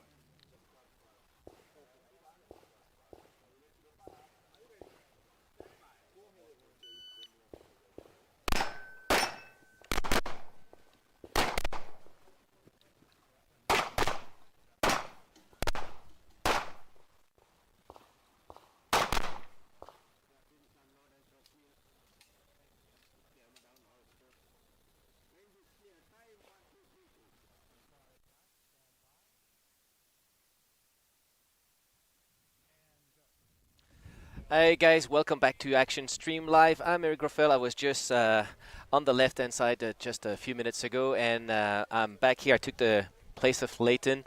I got my son here, Robin Groffel, as a junior. So the plan is we're gonna do it. First question, few questions in French. Leighton didn't feel it to do it in French, so I'm gonna do the French part, and then we're gonna switch. He's gonna be back and talk in English with Robin. All right. Robin, bienvenue. Bienvenue, merci. On va donc parler du match. On a déjà tiré 2 jours de ce championnat du monde. Quelles ont été tes impressions sur ces 2 premiers jours? Alors, mes impressions sur les 2 premiers jours. Déjà, le premier, un peu de stress forcément. C'est le premier championnat du monde. Handgun, donc c'est, on va dire, notre division. Et après, on a juste fait le job. On a déroulé, on a travaillé sur les différents stages qu'il y avait à faire et c'est tout. Bon, donc tu es relativement satisfait de tes 2 premières journées, puisque si je me rappelle bien, sur la première journée, tu faisais même partie du top 3 sur le lead. Là, aujourd'hui, on est dans le top 6. Tu es à 40 points ou 45 points derrière le leader. Donc, a priori tu es plutôt pas mal dans ton match. Ouais, c'est ça, exactement. T'es propre, pas de pénalité, pas de dés? J'ai fait une miss, pas annoncée, sur une no-shoot à peu près 15 mètres. Bon, c'est pas très grave, ça fait partie du jeu. Maintenant, il faut se remettre dans le match. Bon, ok. Et donc, alors, on va parler un peu de ton entraînement, parce que c'est, comme tu dis, c'est ton premier championnat du monde. Tu as déjà fait les Europes en Grèce il n'y a pas si longtemps. On est allé aux États-Unis aussi pour cette compétition, pour préparer le championnat du monde. On a fait l'IPSC national. Donc, comment tu t'es entraîné, comment tu t'es préparé à cet événement, à ce championnat du monde? Alors, la question, elle va être facile à répondre. L'entraînement, ça va être tous les jours. tous les jours, beaucoup de cartouches, beaucoup de choses techniques. Combien de cartouches à peu près t'as tiré depuis À peu près 6 à 700 par jour, D'accord. quasiment. D'accord. En faisant différents types d'exercices, que ce soit un peu de coucher, des types stage, on va avoir fait des bobs, on va avoir fait beaucoup de plates, beaucoup de poppers, des transitions. Je vais revenir sur les plates, parce que il me semble que justement hier au resto, tu disais jusqu'à présent, donc on a tiré 12 stages, 2 areas, et de mémoire, t'as pas d'extra shot sur les métals. J'ai un extra shot aux mains faibles. D'accord, c'est tout. Tu vois. Très bien. Donc l'entraînement a payé, quoi, a priori. Donc l'entraînement a payé. D'accord. Et donc tu disais tous les jours 700 cartouches depuis combien de temps? À peu près pendant un mois et demi. D'accord. Et donc on a été au championnat US, on a fait l'IPSC National qui était au mois d'août, qui était à Marengo dans l'Ohio, qui était finalement le dernier, on va dire le dernier test match pour nous et pour toi d'ailleurs. Qu'est-ce que tu as changé depuis entre ta façon de voir les choses, de tirer entre là-bas et ici finalement? J'ai changé ma mentalité, c'est-à-dire qu'avant je me dis il faut que je sois bon, il faut que je sois dans le meilleur, enfin dans le top. Et en fait maintenant je vois les choses autrement, de la façon où en fait je ne serai pas le meilleur, mais je vais essayer de perdre le moins de points par rapport aux autres. Et ce qui fait que je vais plus me poser, parce que j'aurai moins la pression de me dire bah il faut que je gagne, parce que je sais que je ne gagnerai pas. En overall tu parles? En overall. D'accord. Pas encore peut-être? Pas encore. T'as des objectifs de gagner à l'overall à un moment donné, j'imagine? Peut-être, mais pas maintenant. Pas encore aujourd'hui, ok. Alors, en parlant des objectifs, quels sont tes objectifs ici sur ce championnat du monde en tant que en individuel, mais en tant que aussi équipe? Qu'est-ce que tu espères? Qu'est-ce que tu vises comme Forcément, comme en tant qu'individuel, je vais essayer de faire mon maximum pour être champion du monde. Et maintenant, on verra bien ce que ça fait, parce qu'il y a de très bons tireurs juniors.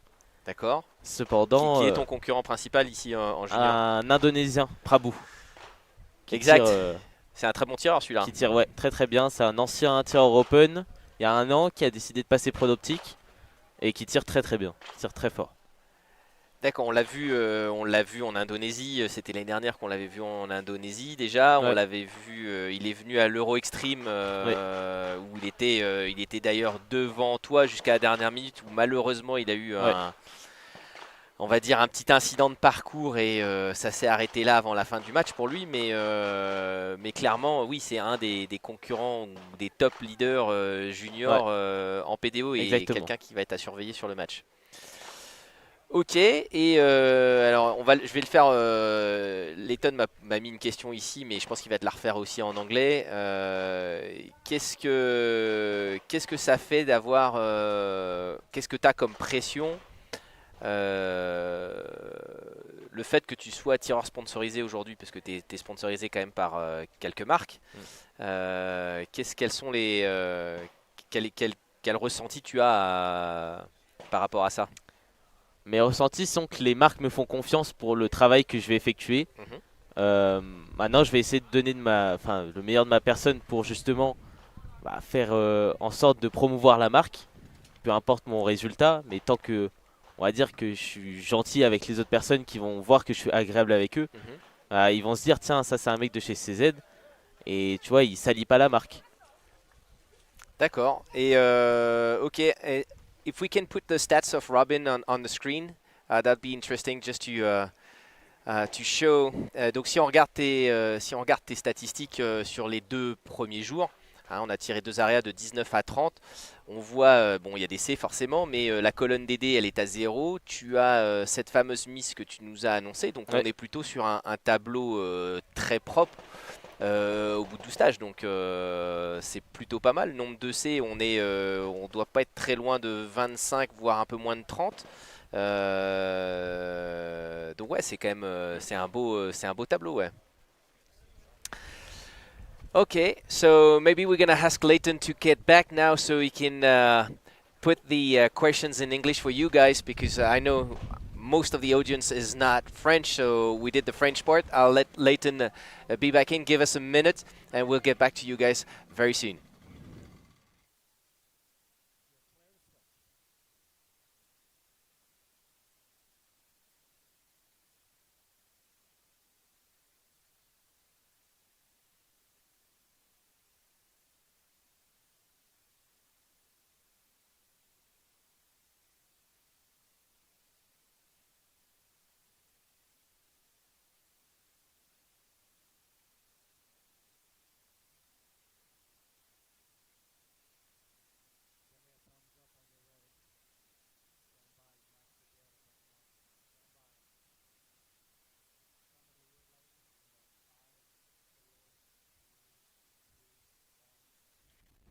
Well, I really want to thank Eric for hanging out with us for a little bit. I hope you guys enjoyed hearing from the GOAT, basically, of our sport. I had somebody ask me a question a minute ago on social media, ask one of our social media people, Sarah, who's sitting over there. But I'm going to ask Robin here. So obviously you guys saw Robin is Eric's son.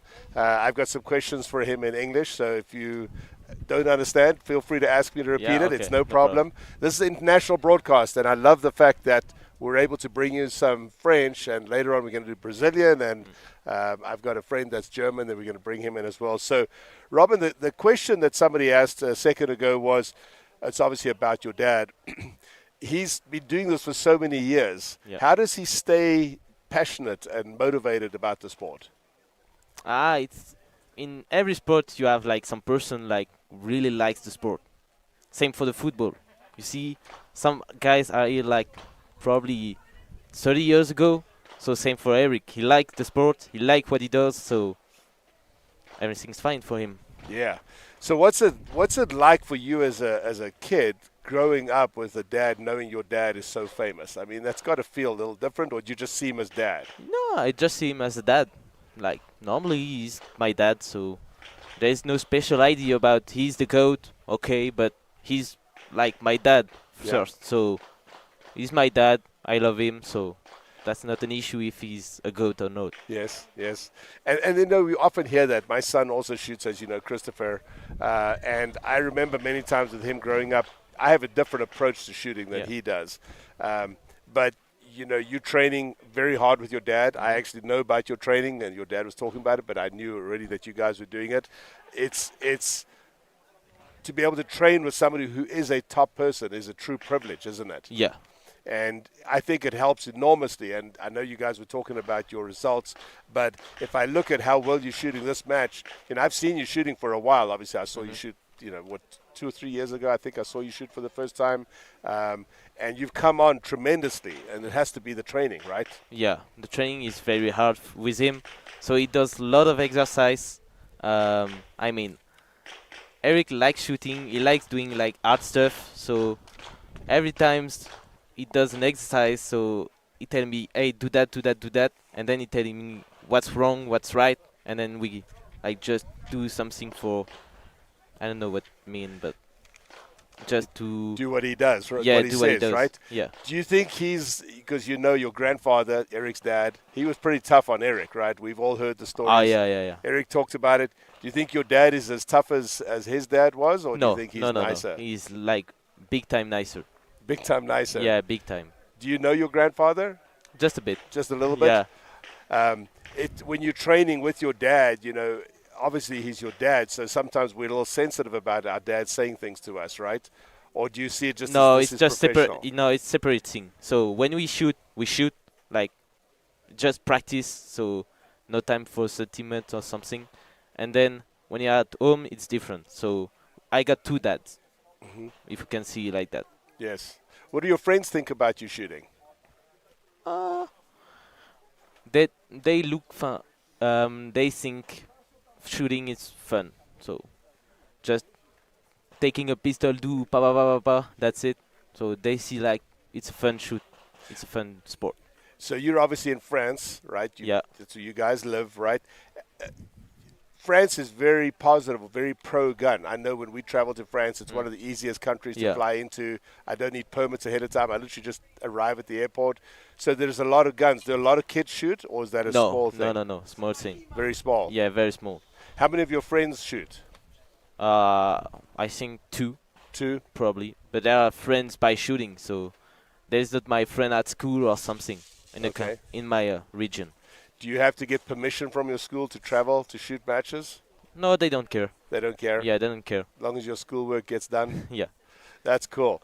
Do you, when you guys are away and you're obviously traveling together and you're staying together, do you talk about home stuff or do you talk about all shooting? Shooting? No, we talk about everything. Everything? Yeah, everything. That's great. Like, we got farm, so we talk about the farm, the school, everything we can talk about. What's your mom think about this? She's happy. If we do research, she's happy. And if you don't do well, then she's kicking our ass. I love it. I love it.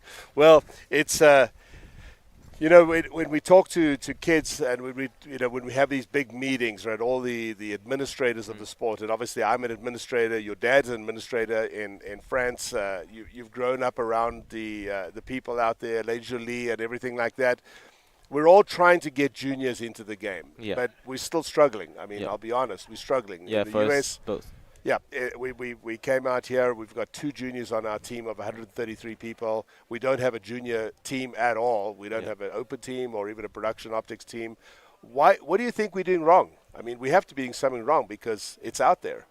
It's difficult to have junior with guns. So some of the people don't like bringing junior or our kid with the gun. So difficult to see if someone who like one shooter want to talk about his kid, so how to shoot. But maybe the mom don't like that. So it's caused a problem. Yeah, it's something we're definitely going to work on. And as you guys heard, Eric is talking about that earlier on. They have a program in France. And, you know, we keep talking about different things in the United States. I know that Brazil and Philippines have programs for their juniors. They have instructors, they have managers, they have people that help them organize equipment. Bit of a windstorm blowing through here, I'm sorry. But it's very hard, isn't it? I mean, and obviously you guys, because you shoot for CZ, and your dad has his own shooting company. I forgot to ask you about that. Do you train with your dad? Would you teach other people? No, not now. I don't have any. Like we have a license to do that, and I don't have this one. I haven't had a chance to visit your range yet, your dad's range, but one of these days when I'm over there, I definitely want to come visit. Well, Robin, thank you for joining us and for hanging in. I appreciate you doing this in English too. Yeah, thank you. He was a bit nervous about doing that, but you did great. And I hope everyone will understand my English, but they understand. They understand. And good luck in the match. You're doing really well. Yeah, thank you. On day one, I was very surprised to see that you and your dad had the same score, basically. Great job. You know, he's a tough guy to follow, that's for sure. Yeah. We've all been trying. But you're shooting very, very well, so keep it up and good luck for the rest of the match. Yeah, thank you, later. All right, take care, my friend. Thank you.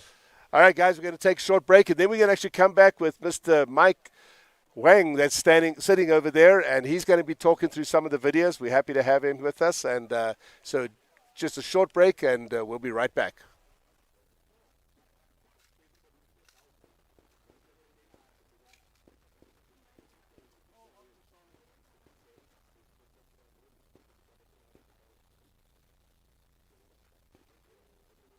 Are you ready? Stand by.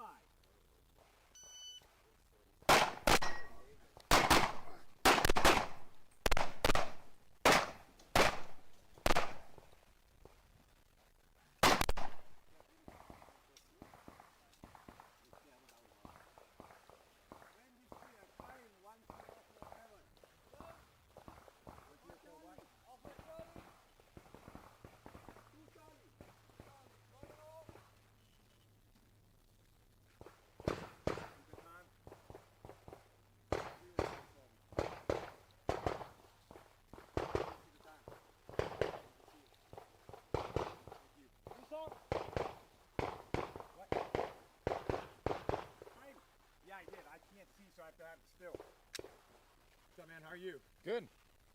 How do you think you did? Not too good. I missed that play, a little jittery this morning, but I had to make up on that plate, so lost maybe a half a second. Rest of that, just a little jittery. It's first thing in the morning, but okay on points. Next to start line, please.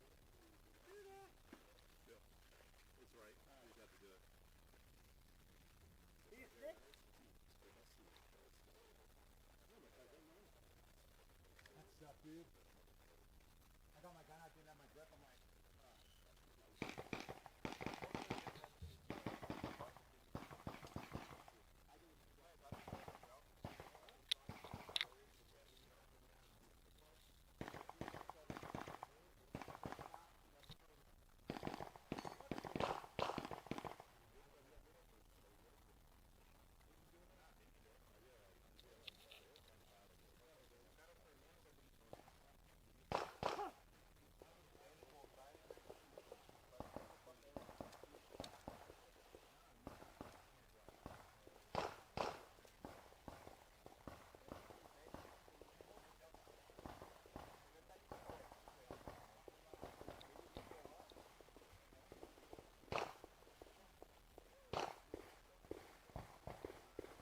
are you ready?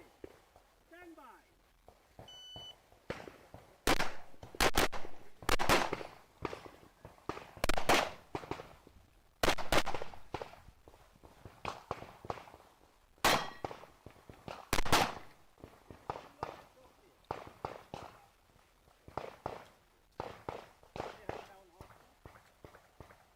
Range clear, time 1265.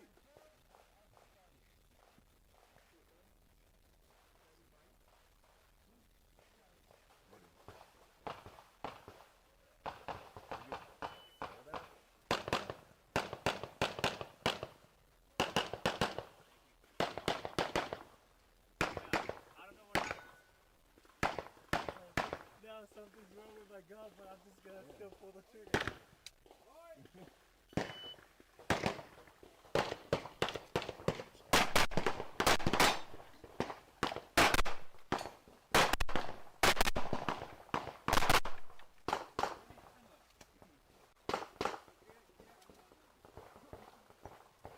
Range is clear, your time 1062.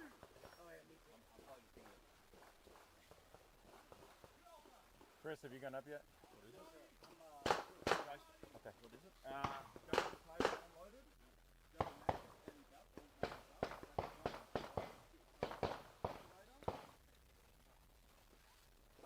Are you ready? March.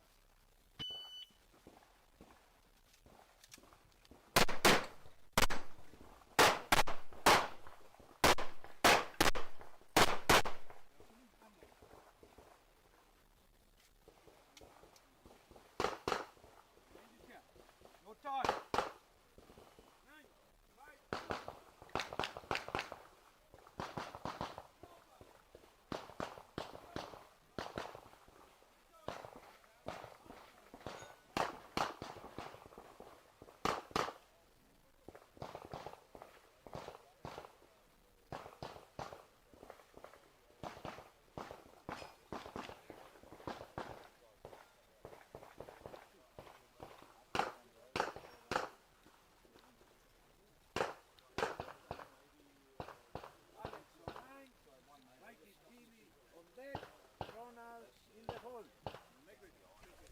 All right, and welcome back. I really want to give a big thanks to Eric and to Robin, Eric Raffel and Robin, for joining us and giving us so much of their time.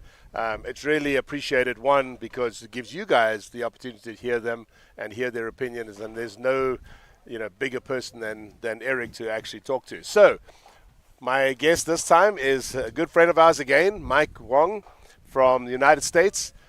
Mike and I were chatting the last couple of days trying to get him in between different things. You shot this morning, right? I shot this morning. I shot at 9 and just finished up about 30 minutes ago. Awesome. Well, thank you for coming in. I know you're hungry, and so we're only going to keep him for a few minutes. And that's one of the things about this match, which is crazy, right? Is that it's short and fast, but you still got to keep.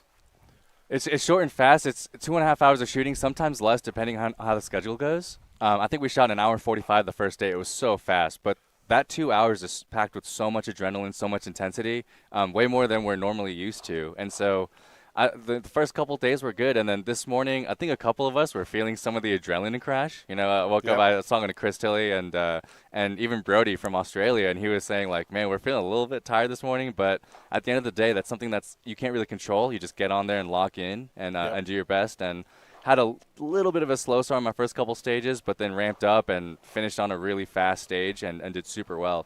So I'm really happy with how I did today as well.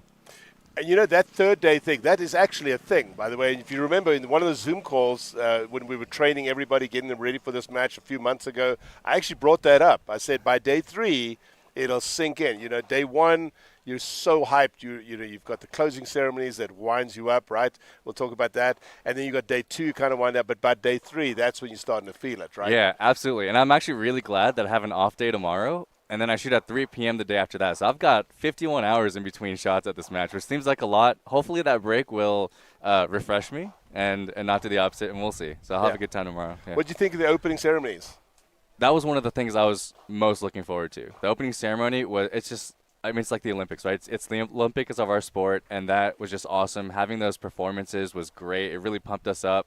Getting the speeches from all the the guys in the sport in IPSC, and then getting the countdown as well. That was awesome, really awesome. And I got to give props to IPSC this year.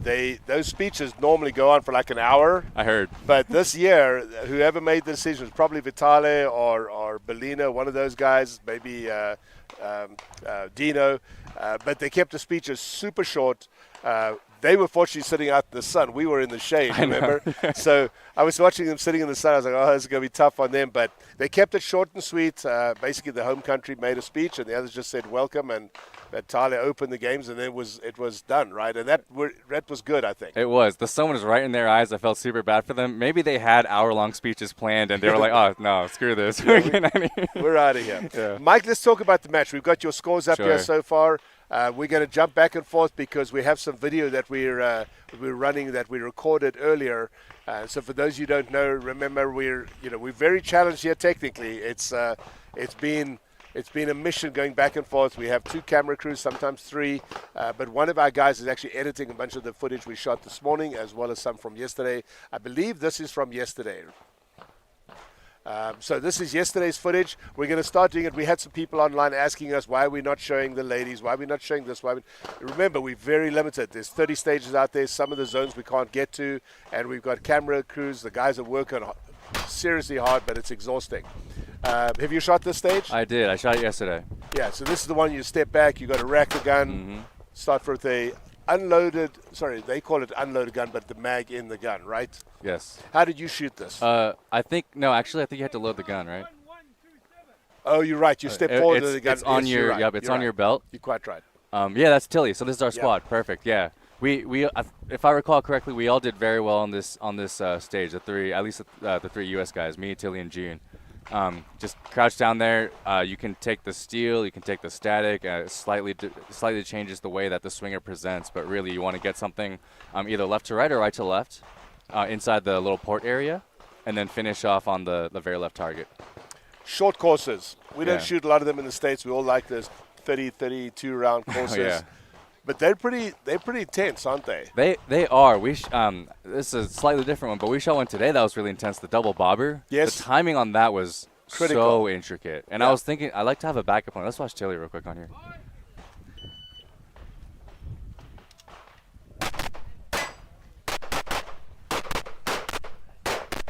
Yeah. So I think the key here is 1, hit that steel.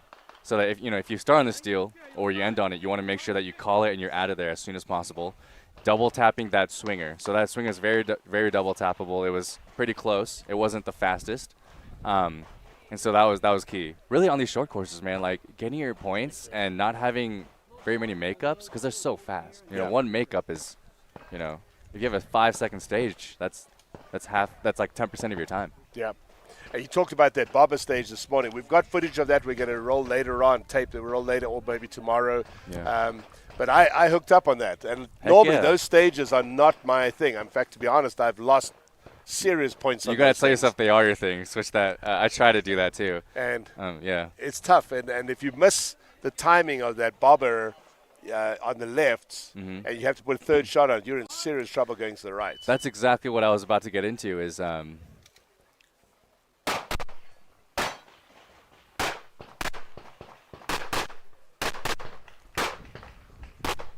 yeah, so a couple of back and forths here will really add to your time. Yeah. But on that bobber stage, it's one of those things where I tried to come up with a backup plan. A lot of times in these timing, I say, like, just in case something happens here, where am I going to go?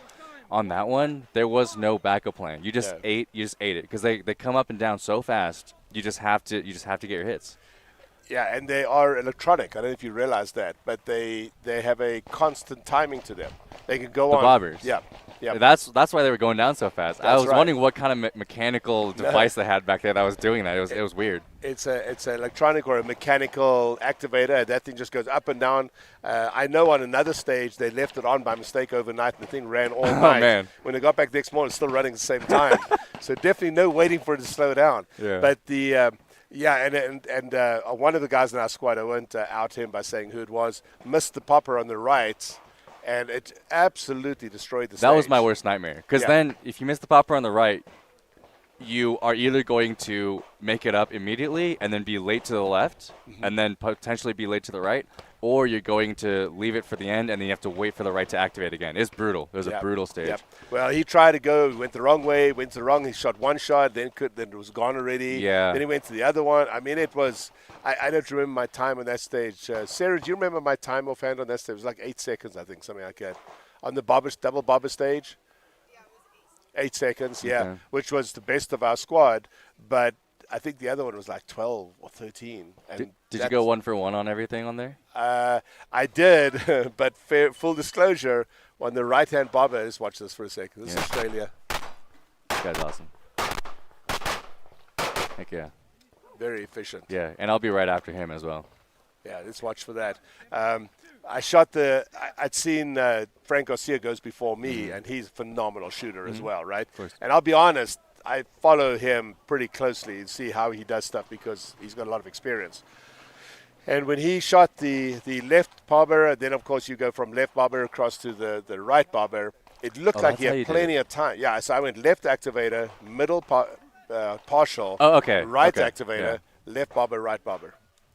Yep. So, Mike, here you are. Talk us through this. Yeah, so I think the main thing is just to be smooth with the load. A lot of times when I try to rush the load, you mess that up. So just be smooth with it. And I really wanted to make sure, and we'll see here, I wanted to load while crouching down. I saw a couple of guys load the gun and then get down. That's a little bit of time wasted. I went static, steel, make sure you nail that steel, and then I went right to left on everything else. So you left on the steel. Aren't you nervous to do that? That is one of my nemesis, and I said I just have to do it. You know, I just had to do it. Because if have you to miss hit it. that steel, that's toast on the stage. Oh, I'm so glad this. Okay, I had a hand warmer. We shot at 6:30. I had a hand warmer in my magwell, and the RO told me that would have been a disaster. That would have been my match. Yeah. Because this is the one unloaded start. I didn't throw a mag in. I wouldn't have known until after. The RO was super nice and told me, and that's what that was right there. That's my little stretch that people make fun of me for, but it wakes me up. That would have been a problem. Oh, yeah.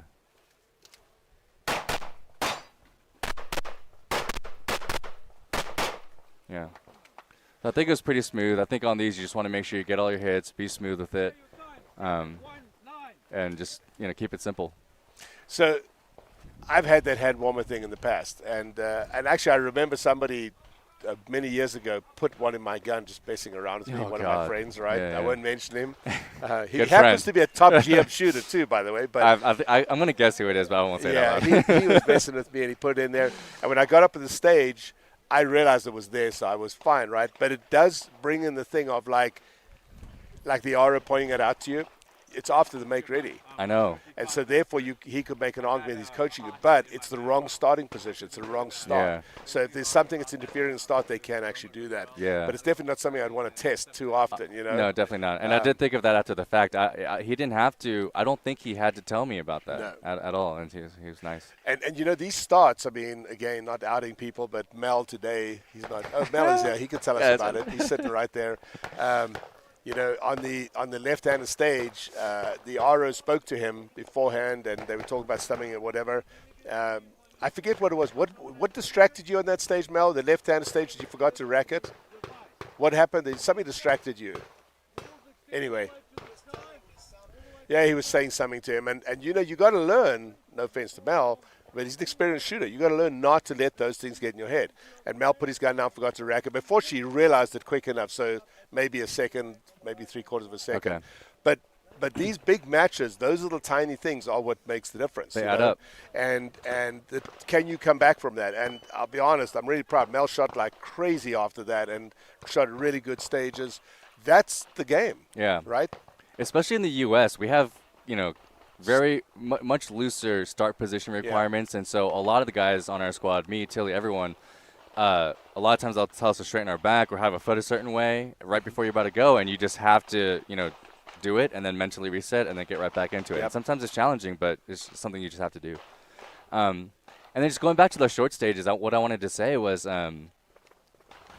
you need to somehow give yourself the confidence to shoot those stages, especially with the timing sequences. I think you just have to nail it. I think the worst ones that I mess up on the short ones, when I'm not feeling super confident and not sure, but if you just go in there and it feels like it's slow motion, you just go and hit the steel, hit the no shoot, like on the double bobber stage. Don't rush on those no shoots, because if you have a makeup, it's gonna mess up your whole head, and then go to the next steel. Don't miss that one.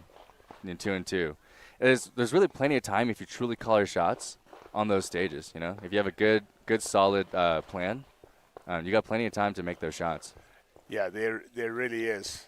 And that thing of calling steel on that the stage after the bobber stage, you have to step to the right, shoot one steel, and then run down range. And it's one of those steels, if you forget to shoot that steel, you're already moving out of there. It's done. It's tough. So I actually doubled the steel.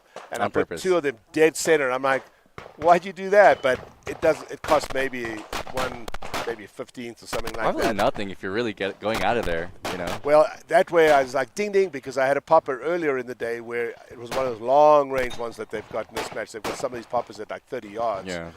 You shoot it and you wait to see, it's starting to move, and then you go. Mm-hmm. Yesterday, one of our guys hit the shroud around the popper, thought he heard the hit, and he took off, didn't That's go rough. down. Yeah. So, it's about how few mistakes you make. And you give up that little bit of time, but you have to, in this particular match, you've got to look at all those little tiny details. Yeah. On a short course, in Mike on a short course, 15 points, but it's 15 out of, if it's an 8-round course, that's 40 points. 15 out of 8 is a lot. It's 30% of the stage, basically. I said almost the exact same thing with those exact same numbers yesterday in an Instagram post I made. I took a mic yesterday, my first mic of the match yesterday, but on a really fast, high hit factor stage. So it didn't hurt me nearly as much as it could have on a smaller, lower hit factor stage, right? So it's interesting how you have to kind of play that game that way. Well, you have to. While we're chatting here, I'm just looking up some of the scores. We'll do some comparisons here. Sure. Who should we put in here? June Kim is on your We squad, got June, right? we got June, we got Tilly got right Tilly there, we there. got me.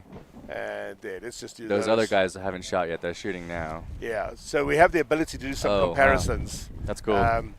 Mike was texting me last night. You were asking me, can you read the scores?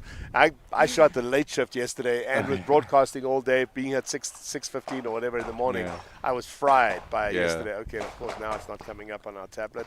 Yeah, I shot at 6:30. It finished at 9, and I was refreshing every 30 seconds for 6 hours, and it wasn't updated. And do you normally do that?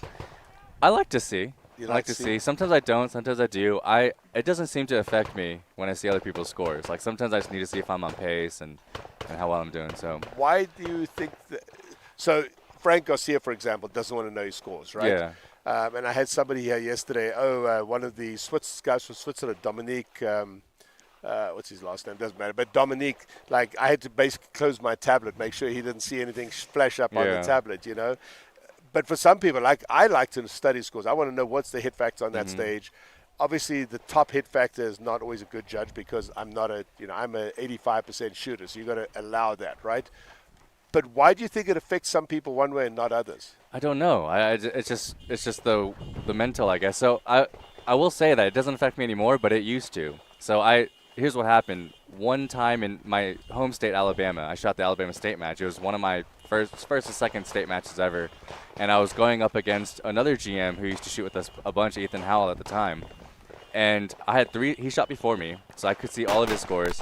I had 3 stages to go, and I was down 10 points. And I said, man, I got to make up those 10 points in 3 stages. So I pushed a little bit, thinking that he had shot really good because no one else, there was no other open GM there. So I had no one else to go off. So it looked like he crushed those stages. So I got to push. So I pushed, lost another 10 points, and then lost another 10 points on the next stage. So I ended up losing 30 points. All of my friends came up to me and said, man, he didn't shoot those stages that well. If he had just shot normally, Like your match mode, you would have won the whole match. I got really drunk that day. So, but it taught me such an important lesson. I think that one match taught me for the rest of my shooting career that it doesn't matter what the hit factor is. I try not to push too hard. I know, like Grafel, I learned his hit factor strategy and how he pushes up and down, engages and whatnot. I don't really do that as much, sometimes just a bit here and there. But for me, if I just shoot my match mode, that's the best I can shoot, possibly, even on a low hit factor stage, even on a high hit factor stage. So I don't change my shooting too much based on that. And I think that somehow that has just helped me in my shooting career just to, just do that. Yeah, I think, some people don't want to because let's say I'm shooting with Aaron, Aaron or Christian, and they go right before me, and they have a baller run, like an insane run, perfect, and then it's my turn to go next, and I see the time, and it's like 2 seconds faster than everyone else. I think some people think in their head, man, they crushed that stage, so now I have to crush that stage. Now, like, Christian is a better shooter than me, so his best is going to be better than my best. I have to hope that he makes mistakes and that I don't. So if he has a great run, I'm not going to beat him on that one by trying to go faster. Again, my match mode is my best shooting. If it wasn't, I wouldn't be shooting that speed. If I try to push too fast, I will risk mics. Whether or not I actually get them or not, I'll risk them. If I go too slow and try to over-confirm, then I'll be slow, right? I can't control how somebody else shoots. I can only control how I shoot.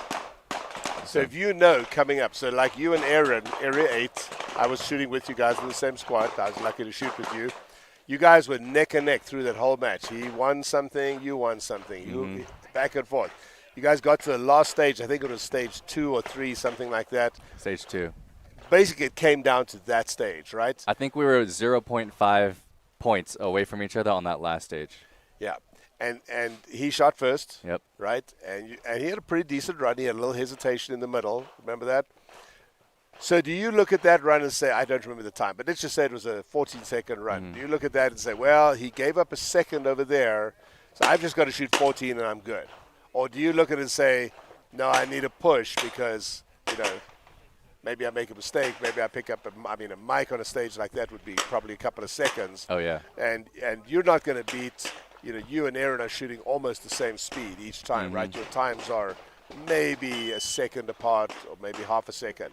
So a mic would be not enough. So do you push or do you kind of like try and match it to that, or what do you do? No, so neither of those things. So I had no idea what his time was. All I did was I watched his run, and I saw he had a couple of makeups here and there.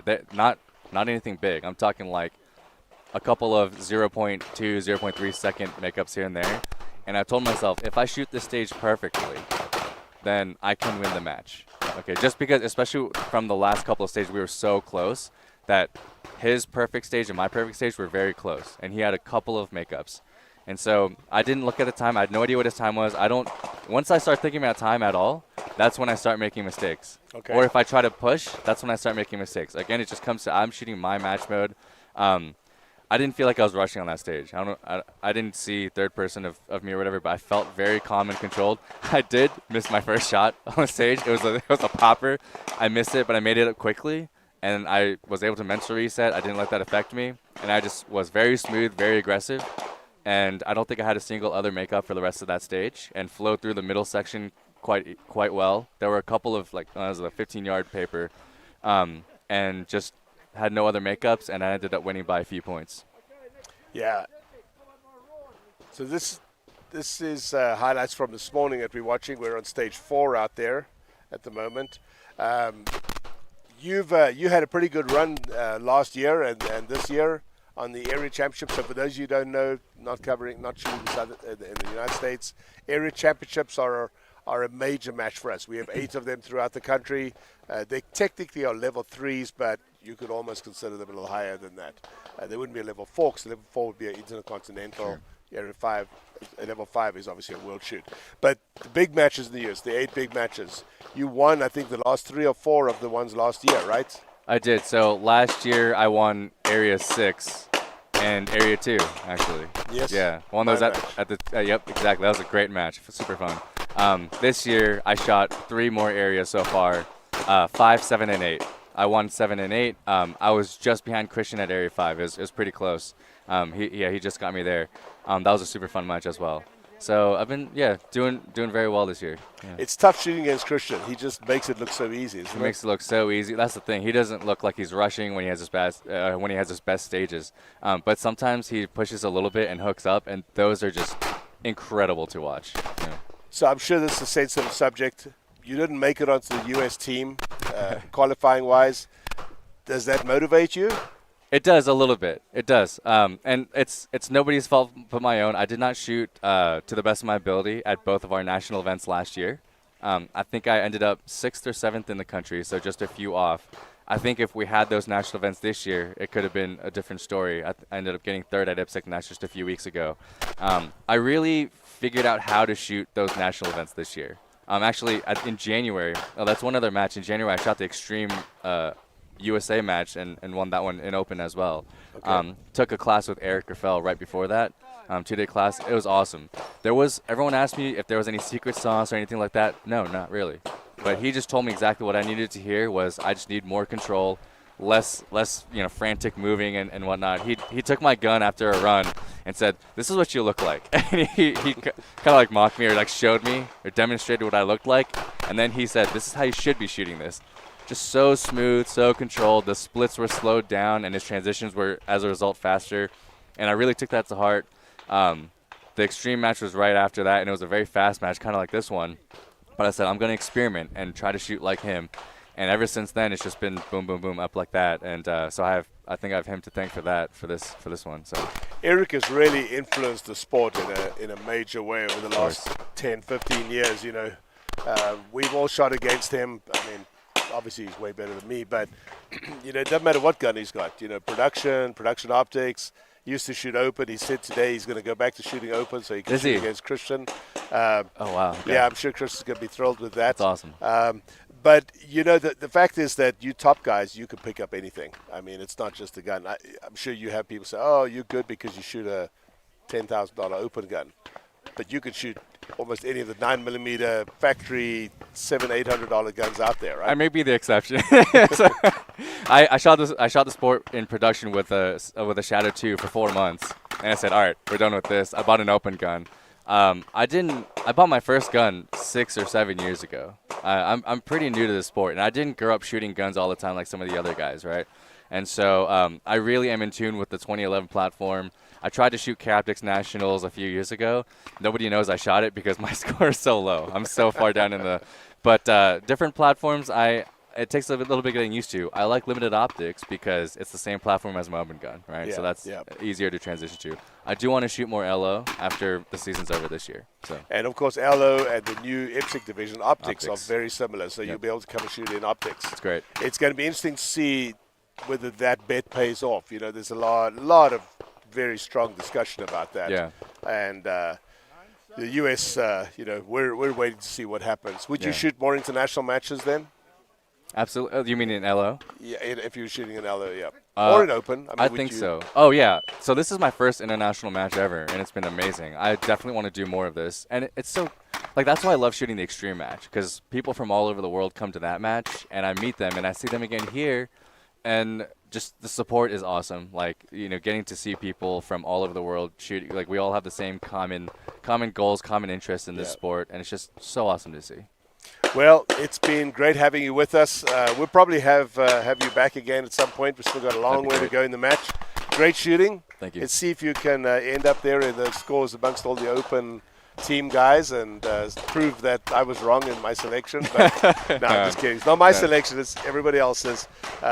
It's all point-based, just for the record. I was just kidding. I want to get emails afterwards oh, Leighton took... Don't tell him about the bribe. No. Yeah, no kidding. No, it's all points-based. That's the teams were, every single one of the teams was points-based. But it was up against some tough guys, Those guys are such good shooters. Casey Subio was in 5th place, and I think you were after, or you were one down from Casey, so I think you were like Tilly after him, and then me. And then I believe I was 7th. Yeah. Yep. So very tight crowd. I mean, everybody's phenomenal shooters. What is your expectation from this? What are you looking to at this match? I came into the match with no expectations. It's my first world shoot, and I think sometimes if you overpressure yourself or come in expecting a certain result, that can affect your mentality and not allow me to shoot, again, like my perfect match mode. I came in here, I wanted to have a good time. We're having an amazing time, by the way. South Africa is so incredible. Love all the animals. If you're on my Instagram, you see more animals than me, I think. Oh, So really? What's your Instagram name? It's just my name, Mike Huang, no dashes, no nothing. That's Spell it. your last name. HWANG. So the whole thing is MIKEHWANG. Awesome. Yeah. So you didn't come in here expecting to be Christian. No, I wanted to shoot my best, and of course I'm gonna go for Christian, right? He's the one to go after, and I'm still, he's gaining 20, 30 points on me per day so far. So this is only day 3. We'll see how he does. I probably did give up a few points on some of the early stages today, but I'm going to shoot for the stars and go for him, and then see where that lands me. Because the last thing I want to do is, have a bit of a lead on some of the other guys after Christian. Yeah. And a couple of times, including IPSC Nash just a few weeks ago, I was in the same position. 50 points back on Christian, but 30 to 40 points ahead on Brian and Aaron and some of the other guys. And I think I started to play a little bit defensively. And I think that hurt me on that last day. Brian Jones caught up and ended up beating me. I don't want to do that at this match. I'm going to keep on the gas and keep going for Christian and see how that goes, see where that takes me. And I'll just touch on this briefly. I didn't want to get into a big discussion about that, but I personally, I don't necessarily agree with what a lot of people, like you were saying earlier on, where you shoot your game no matter what. I think we adjust. Maybe you don't feel you do, but like you just said now, you started to shoot conservatively for whatever reason, and all of a sudden you ended up losing. You got me, 100%. If you'd known that Mike was catching up on you, if I was sitting there with a tablet in front of me saying, hey, I'm sorry, that Brian was catching up on you, if I sit here and said to you, hey, Mike, Brian is 20 points back, 15 points back, 10 points back, it has to make you shoot a bit more aggressively because you don't want to be second, right? Yeah, it's weird. I think I shot conservatively at IPSC, but the same thing happened to me at Area 6 when I won last year, and the same thing happened to me at Area 8. Because going into the last few stages on Area 8, I think I was up 25 points on Aaron, and then he came back real quickly. And same thing, I was up 40 points on day 2 on Tilly going into the last day at Area 6. I lost that entire lead. I gave it up because I was too conservative. And in those cases, it actually woke me up, and I was like, what am I doing? Like, I can't shoot. I can't coast into first place. Yeah. So on those last few stages at both of those matches, I still don't want to say I pushed too hard, but I definitely woke up and I said, I got to shoot aggressive, and I got to call my shots better and not try to get lazy and coast into the last few. But I also 100% agree. Like, it's got to affect us, right? At least in some way, subconsciously somehow. Right? So. Well, it's like the football team. It goes into halftime and they're getting crushed. Yeah. Not that you were getting crushed, but they're losing, and the coach says, "Oh, just keep doing what you're doing." Well, no. Why? He's going to turn around and say, "Okay, we need to do this differently or that differently or whatever." Yeah. That's how I feel about it. But anyway, if I get my dream, you're going to have displays on each stage. They're going to tell you, "Okay, when you walk up, this is where you are," and so forth. You know, that I want to be able to do what we've got in front of us, but live. But yeah. Hey, listen, thanks again. Appreciate you coming by. Enjoy the rest of your time and your trip to the animals. It's pretty cool. We're all staying at the same place. Yep. You wake up in the morning and there's animals outside the door. Yep. And we've got, what's it, Steve? Steve. They've named one of the, what's it, Arabi, I think it is. Yeah. He's super friendly. His name is Steve. You can't exactly pet him, but, you know, he's right there. He ate off of some people's hands, though. Oh, he did? Yeah, but you got to be careful. He's got horns, and he's a little bit aloof. Yeah, he could just easily just, like, start looking around and poke you, so you got to be careful. Now, that would be a good Instagram video. Ooh. But, yeah, let's not do that. Thanks again, man. Thanks for having me on. This was awesome. Having you on. Yep. All right, we're going to take a short break, and then after break, we're actually coming back with Mr. Mo Osman, who's the regional director for South Africa and who's one of the people responsible for this amazing event. So stay with us. We're going to be back after a short break.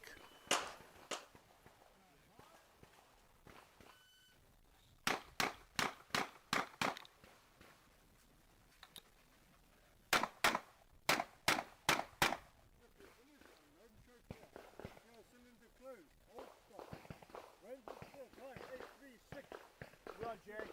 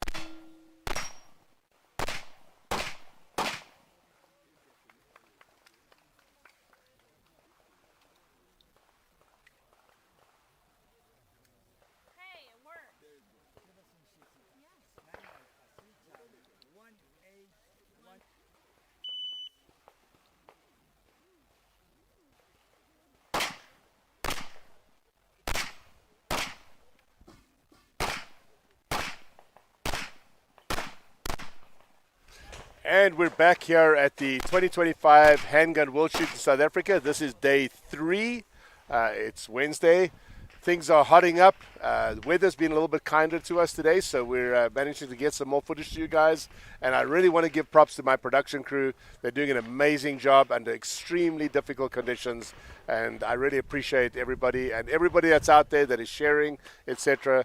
That said, let me bring you to my guest today. This is Mo Osman. Mo is the regional director for South Africa. So I'm obviously the US regional director. He is my co-director, counterpart. A really good friend, a really great guy. Mo, you and I have known each other about 6 years now. Yeah, we've good years. traveled all over the world together. Rifle World Shoot, PCC World Shoot. Got to know each other. And I'll be honest with you, we couldn't be where we are as a U.S. delegation right now if it wasn't for Mo. He's been there to save us on countless occasions. I literally think I made more phone calls to Mo in the last 4 months than anybody else. Mo, first of all, welcome to our broadcast. Welcome to this, but thank you as well from the USA. We greatly, greatly appreciate everything you've done to keep things on track with this match, which has been a bit of a challenge, right? Yeah, it has. So first of all, thank you for having me. It's a great pleasure being on here, and I think you guys are doing fantastic work in exposing the sport to the rest of the world. So thank you for that. Yeah, I think it has been a bit of a challenging time, but we managed to resolve the issues that we've had. Looking forward to the next few days, and I can't wait for the end of the match so I can get some sleep. Yeah, I think you and I averaging, well, I actually got about 7 hours last night. I was so tired after Well, that's one of the shooting. good nights, right? Yeah, that was a good night, but we, just based on times, we've been getting 4 or 5 hours maximum the last few weeks, and it's extremely tiring. But talk a little bit about yourself first of all. How long have you been involved in shooting? You're obviously the RD, but you've been involved for a long time, haven't you? Yeah, so I mean, I started shooting in 1992 and 1993, probably about 12, 13 years old. I shot my first world shoot in 2002 in South Africa, believe it or not, in Petersburg. I was actually speaking to JJ Rakaza in the vendor tent, and I met him in Petersburg in 2002. So ironically, things worked out that way. Shot a couple of world shoots, and 6 years ago I became the RD, regional director for South Africa, as well as the chairperson for SAPSA, which is South African Festival Shooting Association. Been a roller coaster of a ride, naturally, with things happening and laws and those kind of things. But yeah, by and large, we've growing the sport. It's good that we've won the bid for the World Shoot in 2002, and yeah, I think we'll look for you on your comments on how the World Shoot has been so far. Yeah, and one of the things that people don't realize is how far ahead we start these plannings and start these events and so forth. And of course, the next World Shoot is 2029, Handgun World Shoot. Yes. So 4 years away instead of 3. That'll be a little easier, I think, on the next people organizing. Let's go back to the live streaming. So when I first came to you with this live stream idea, it was about 4 months ago, right? It was very basic. We were going to come out with, like, I think one camera and just basically feed it into and then it kind of grew, and then it grew, and then I called you, I said, hey, I need to do this, I need to do that. You're like, okay.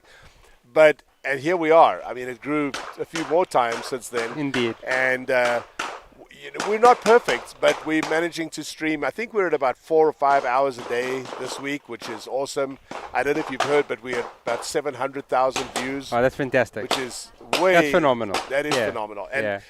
It goes to prove what you and I have talked about, that we have friends and family and fans out there that want to see what we're doing, right? Absolutely. And I think, other than family, friends, it's about sharing those links with other people so that, those that are interested in firearms are able to see the sport, expose the sport and get it out there, right? But I mean, we all, some people can't travel with their full family, and they still want to see some of the action, see what's happening out there, see what the environment looks like. And I think it's important to expose that to family members that can't be here. Yeah, so they can actually see what we're so passionate about. Because it is hard to explain. I mean, as an example, I was in Czech by myself. The family wasn't with me. If we had this there, they could at least see some of what the range looked like, whether I was on camera or not as the material. But, they could see people, familiar faces, and those kind of things. And I think this gives that opportunity to those people back home. Yeah. So you have a daughter that shoots. We just had Eric here with his son Robin. Oh, fantastic. And it was really cool chatting with Robin. I didn't think he'd speak English because he's still working on his English. But he told Eric, no, he'll do his interview in English. So they did a little chat in French, and then he came back and so on. Getting kids involved. Obviously, you're motivated. You know, my son is too old now, but my daughter is starting to shoot, which is fantastic for me. Yes. I'm so excited by that. I didn't bring her with on this trip. It was just too long to get away from school and so forth. But your daughter, what's her name again? Ariana. Ariana. Yeah. Ariana, that's right. Ariana Grande, just I'll without the remember Grande. that. There we Is that go. who she's named after? No, No? she was named before Ariana Grande. Apparently. You got to speak to my wife about that. Not going there. Yeah. But she's a pretty good shooter, isn't she? She's coming on. She's come a long way. She started shooting PCC about 2 years ago, and a brand in South Africa looked at her and said, "Look, we want to sponsor her." So they sponsored her last year. So she's shooting pistol probably for about 1 year now, and I think she's doing phenomenal with the challenges that she's had. I mean, you know, she's doing you'll know it as matric, final year of exams this year. 12th grade. Yeah, 12th grade, and she's only 16 years old, so she's 2 years before normal people would actually get to that point. And you know, with that, she's a qualified paramedic. She's done 260 hours of comm service, and she's done some EMT courses. So she wants to become a doctor. That's her aspirations. And with that comes the studying that you need to be able to do with that. So she hasn't had the time to actually put practice in the effort with that. But maybe you've seen her on the range shooting, and I think, you know, for what she's done, she's achieved quite well. And we'll see where she ends up at the end of this result. Is she? Are you going to let her study here in South Africa, or do you think you're going to send her to the States to study medical there? We're looking at all options at the moment. So, you know, we're looking at University of Milan, Oxford, a couple of universities in the US.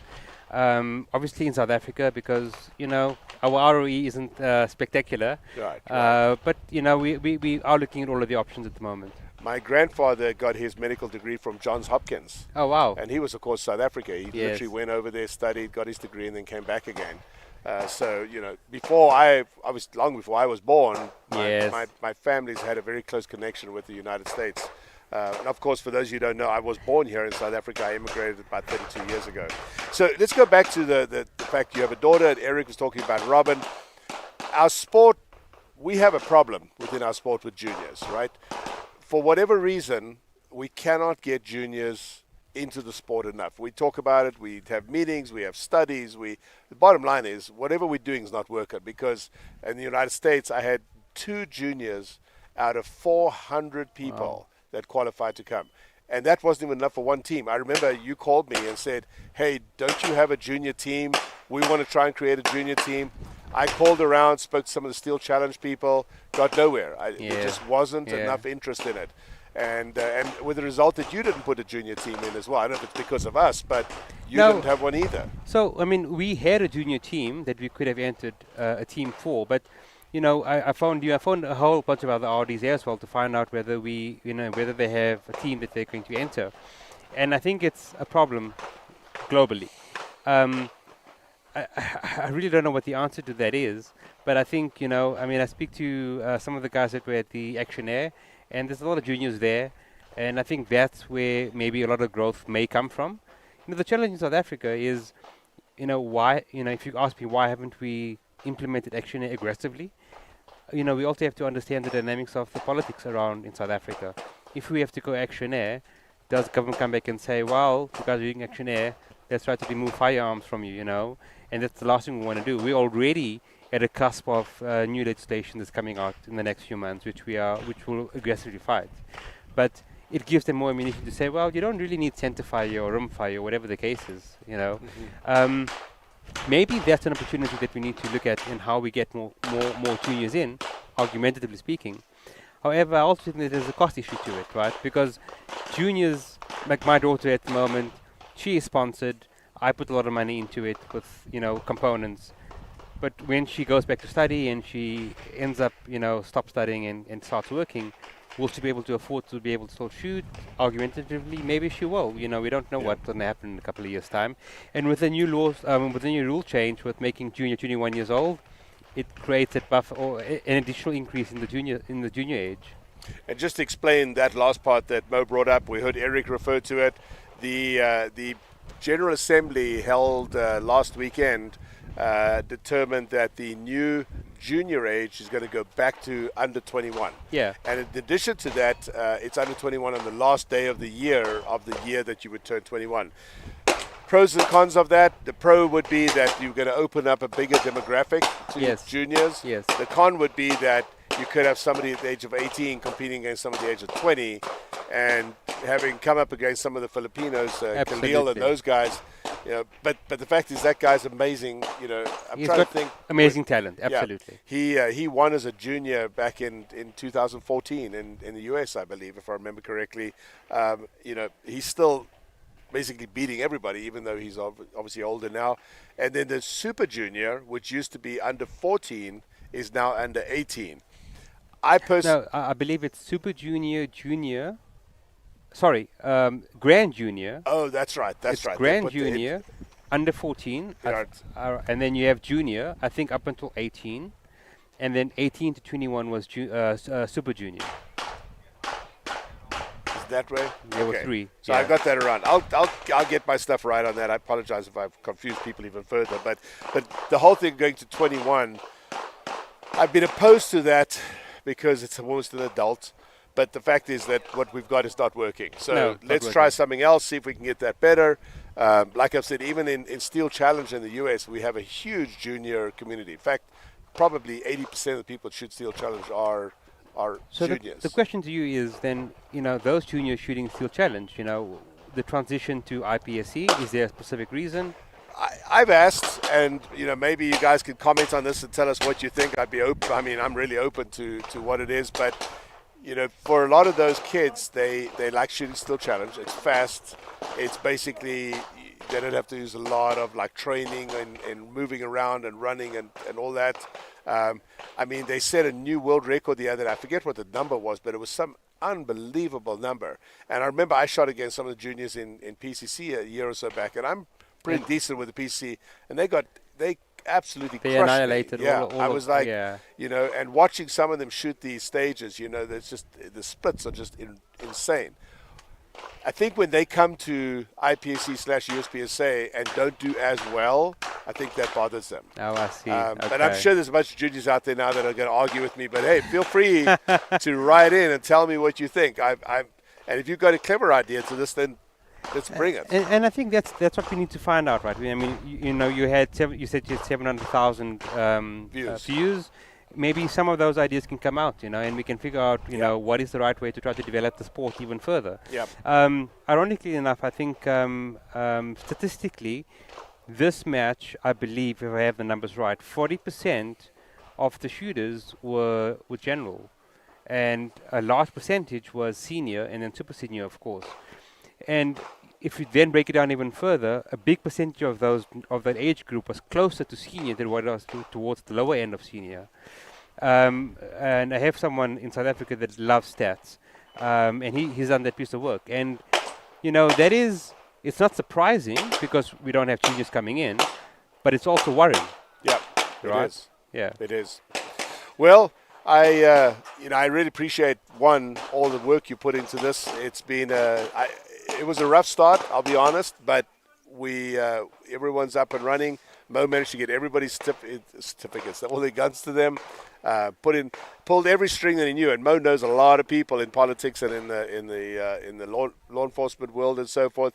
So thank you for doing that, for getting all our guns here. At least now you get time to breathe a little. Are you shooting now, or you shoot the pre-match? I shot the pre-match. I shot the pre-match. Didn't do as well as I wanted to. But it was important for me to be there for my daughter. It was the first world shoot. She finished it. That's right. I saw you guys shooting together. Yeah, it was her first world shoot. She managed to finish it, and you know, I think it was more important for me to be able to be with her regardless of what I shot and how I shot, for her to be there with me. But going back to the permits, it wasn't only me. It was a team effort. You know, and I cannot take any of that credit. You know, many other people that came in towards the end of this approval process, or when we have some challenges, the kudos goes to them. I'm not going to name them because there's too many names. You know, there'll certainly be certificates being sent out to them, but it's actually thanks to them, and it's a team effort to get it going. Yep. Mo, thanks again. Maybe we'll have you back here at some point before we end. We're going to take a look at some video here over the next few minutes, but I'll let you go do your other things. You know, you've got a lot of stuff going on. Thanks for giving us some time. Thank you very much. Only a pleasure. Good luck with the rest. Appreciate the friendship as well. It's Absolutely. been an awesome time. We've got lots more to do in the future. Absolutely. We're going to go to a short break, and then we're going to come back and see some of the Open senior guys. That'll be Shannon and Henning Walgren and Joe Draghi and Lee after the break.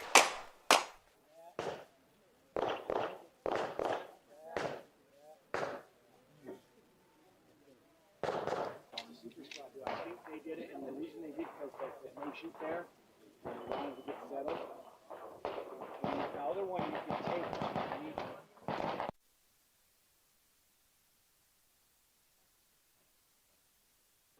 Alan from Bosnia and Herzegovina, and then that's the conference. Hey, thank you so much. You're most kind. So, stage consists of 10 mixed targets, 3 IPSC poppers, and number of rounds to be scored is 23. The start position is hands on the mark, as demonstrated over there. Okay, we have a photo here. Handgun is chamber empty, magazine inserted, and holder. Okay.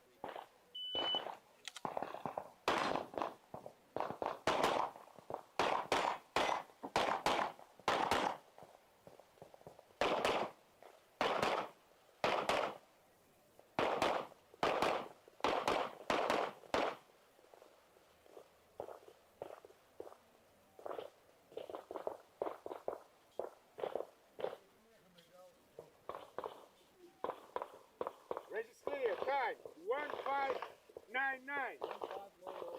Going. 2 Alpha. 2 Alpha. Alpha Charlie. 2 Alpha. Alpha Delta.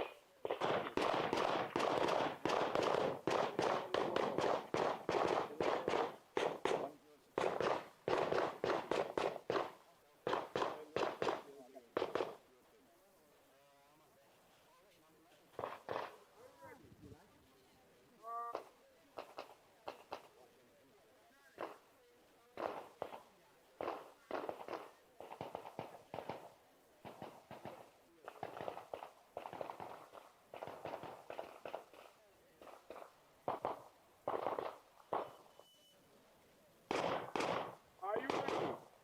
5.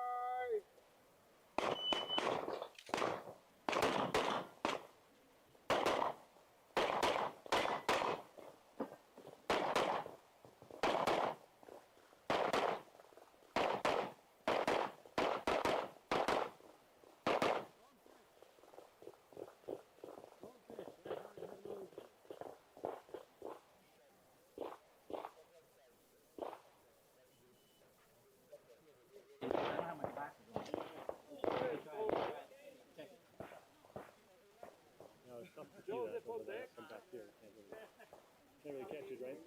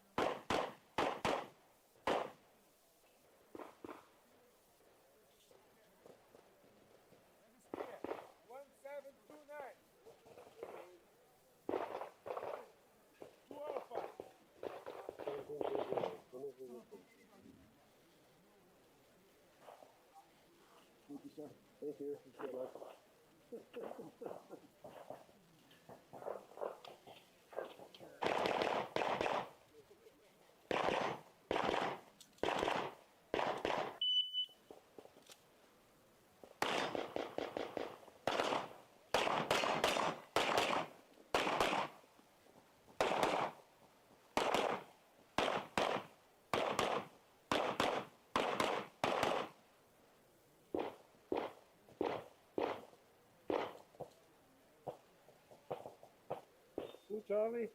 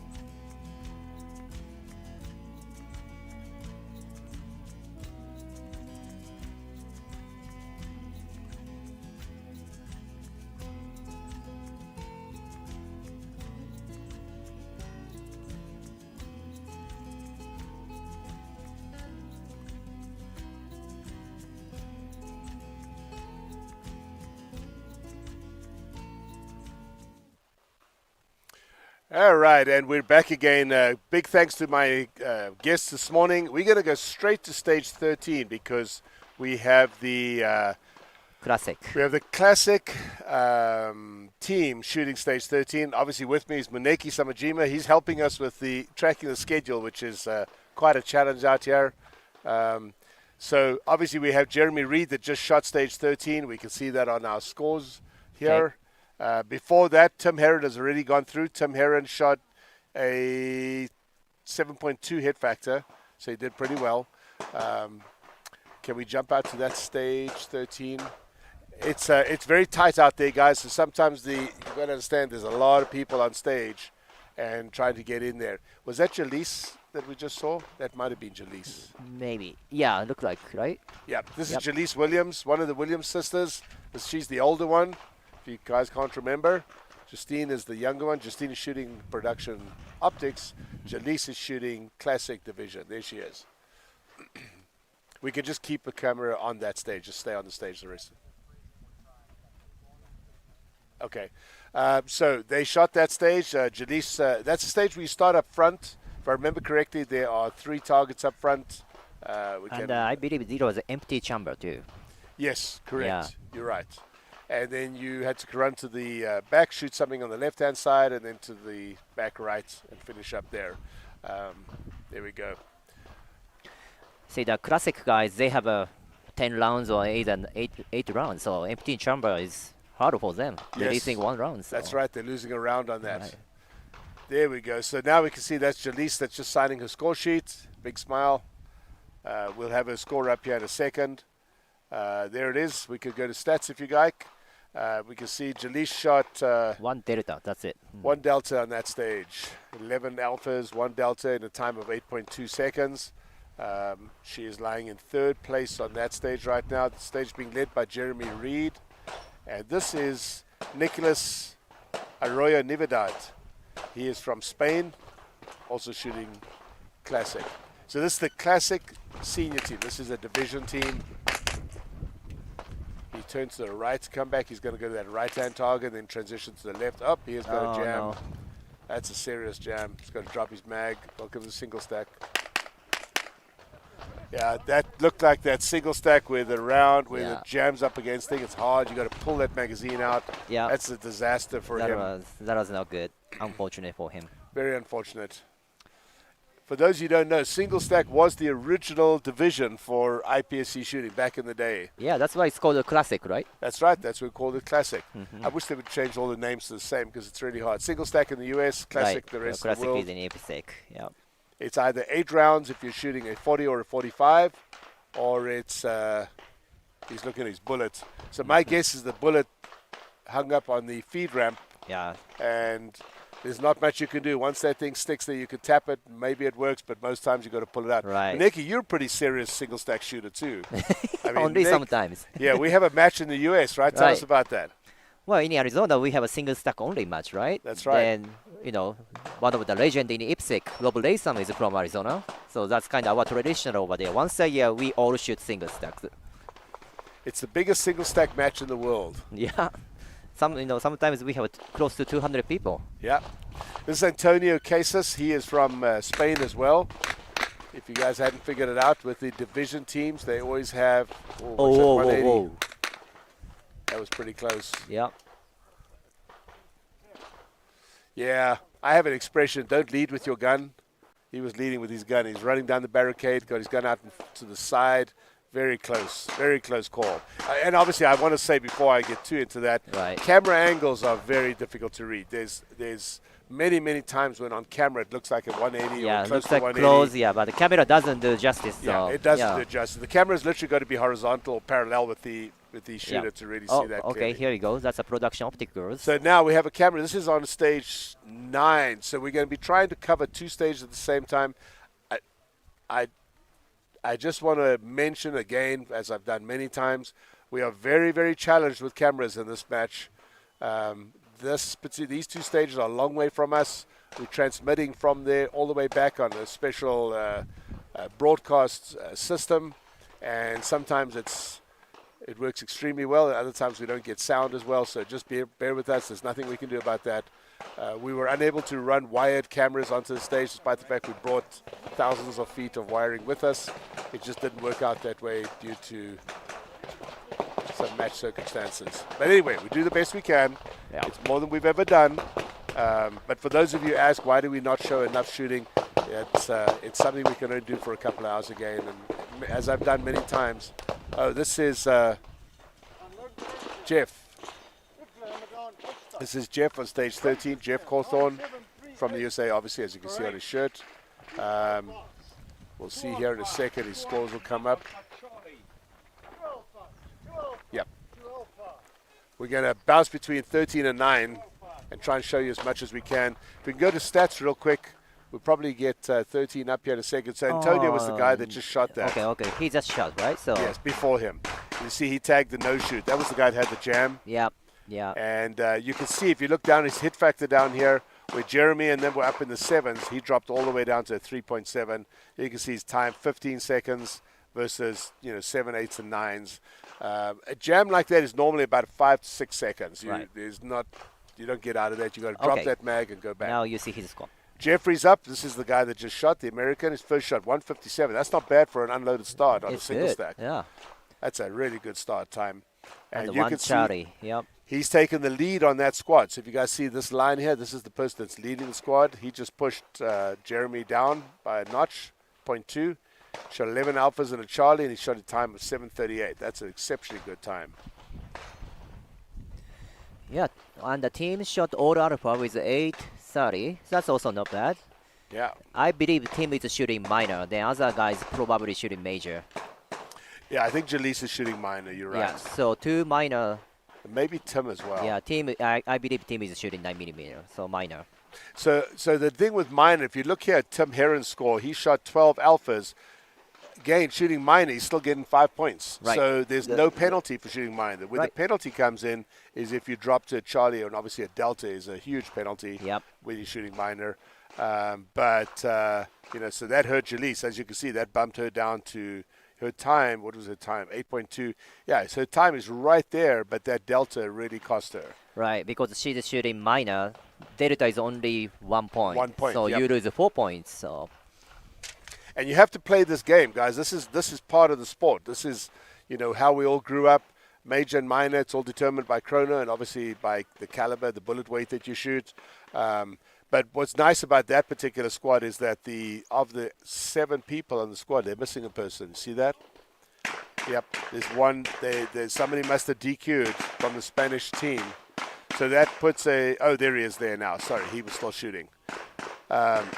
So there are 4 shooters on Spain and 4 shooters. See the Spanish shooters and the Americans. Yep. So basically, all 4 Americans came in ahead of the 4 Spanish. Yep. Which is great for us. That's what we want to see. Right.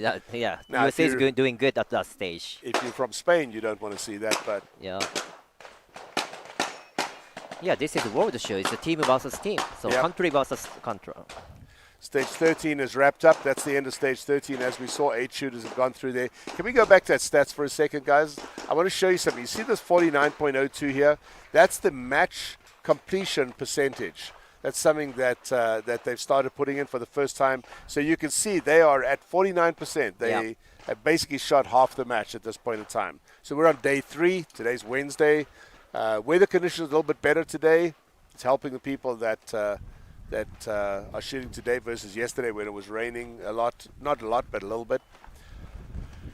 All right, we're going to drop back to stage 9. 9 is where our production ladies super squad is shooting.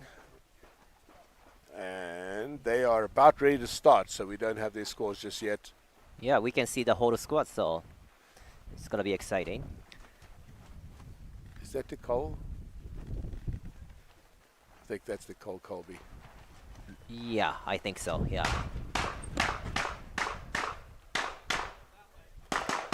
For those who don't know, that little white camera on the head, those are the little 360 cameras most of us use. It gives you a bird's eye view. Yeah. In the future, we have a way that we can actually stream from that camera.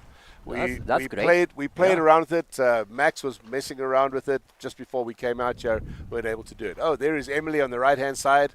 The girl in the blue pants and the white top. That is one of our social media people. She's out there with the camera as well right now, and she might actually be taking stuff that you're going to see later on.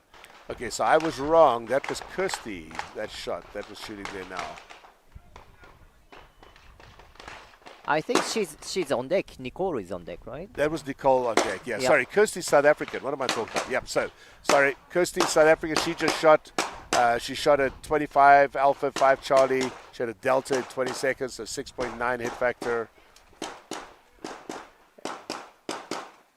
And yeah, they were still busy with the walkthrough at that moment.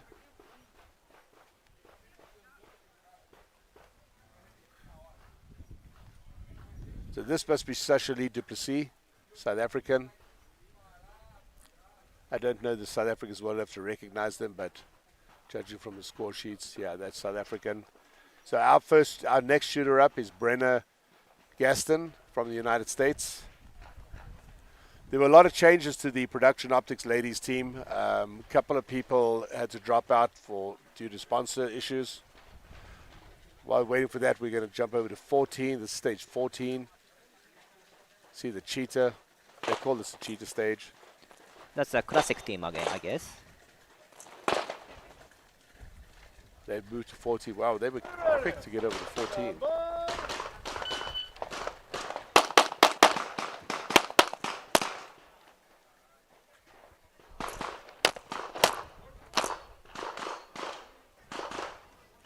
So you're right. That is the classic team. That shooter now is Shannon Zhao from New Zealand. If you look at this computer, Minek, you see I can run both of them now at the same time. So it gives us the ability to do that. Can we go back to stage 9? Do you have a shot there? Oh, here we go. Okay, this is Brenna. Sasha, by the way, shot that last stage. We haven't got a score just yet. But this is Brenna Gaston shooting.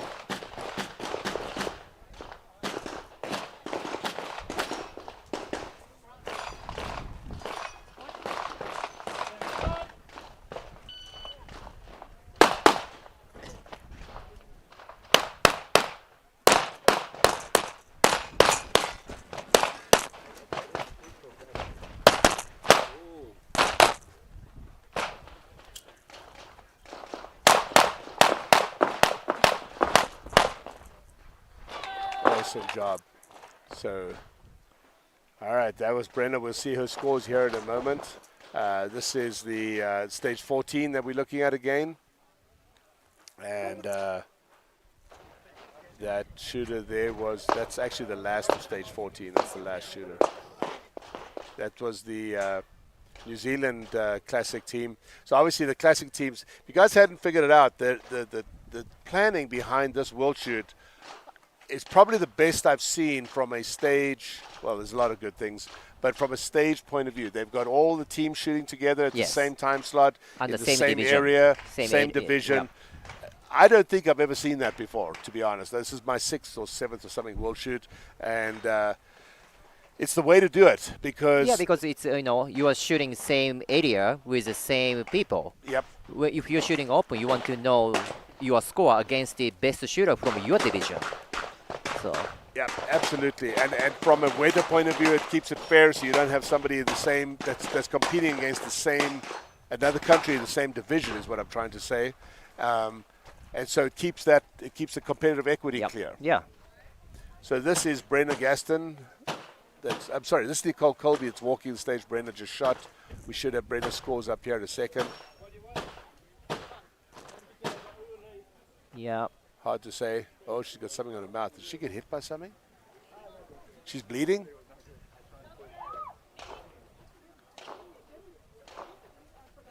Just coming to you live, guys, so I hope she's okay. She looks like she's okay. Danny Alstead is our team manager. He's right there. He wouldn't be there unless there was one of the team managers, Jenny and Troy. They do an awesome job looking after everybody, making sure everything's running right. They're checking on her. Obviously, we'll let you guys know if we get any updates on that. I think Emily's at that stage. Maybe you could check with Emily, Sarah. So this is Nicole Colby coming up. Brenda's scores are in. She had a good run. 7.1 hit factor. 1948 and 8 Charlie. Yep. Lying in second place on the match. Okay, here is Nicole Colby of the United States. Production Optics.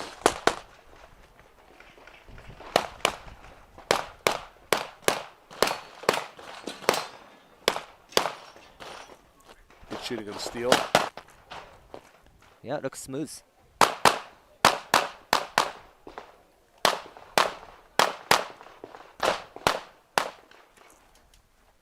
You can see the RO, the guy in striped shirt, see the 2 fingers up, 2 fingers up. That means 2 alpha, 2 alpha, 2 alpha. Yep. They're reading it back.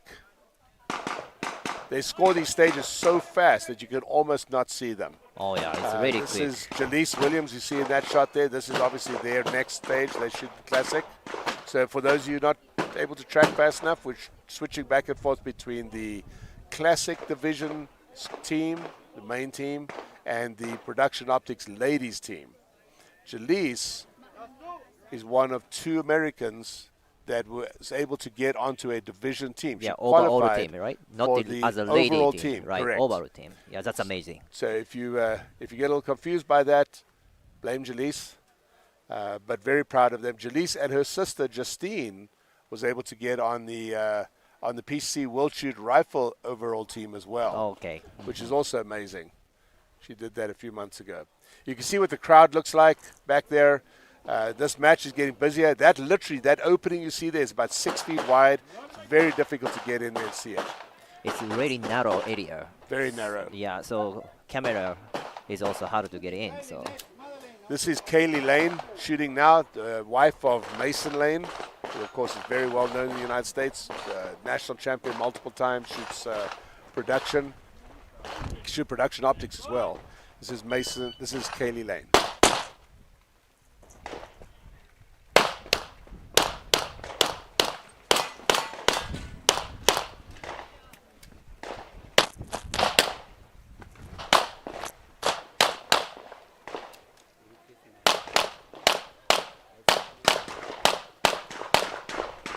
Kaylee has really come on in her shooting over the last couple of years. Cool story about Kaylee. She's a horseshoer, farrier. Oh. She shoes horses for a living, which I think is pretty cool. Oh, I didn't know that. Yeah, yep. Kaylee's an awesome shooter and a very nice, awesome person as well. And comes up with some really good comments and so forth. So obviously what you're watching right now, this is I think that was Tim Herron that just went through there a second ago. They're doing the walkthrough. So this is stage 14. Actually, I might not be right about that, but... No, I think they're still on the walkthrough, so... Yeah.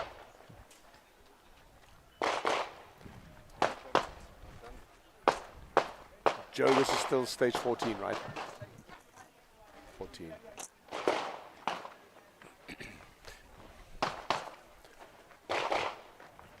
Okay, this is stage 9 that we're looking at now. There's a delay in the scoring, slight delay in the scoring, so when I look at my monitor, it doesn't show the exact person. All right, so back to our scoring. Could take a look at that. There's Kaylee Lane's score. I'll scroll back up. You can see she had 1 delta, but not too bad. Yeah, not too bad. For Charlie, other than 1 delta, so... Right. And she had a... look at that. See this? So why is there we go. Okay. That had me nervous for a second. You're looking at sheets while this is the person that's shooting now is actually, sorry, it's supposed to be stage 9, right? Now, yeah, camera is showing the stage 14. Classic guys.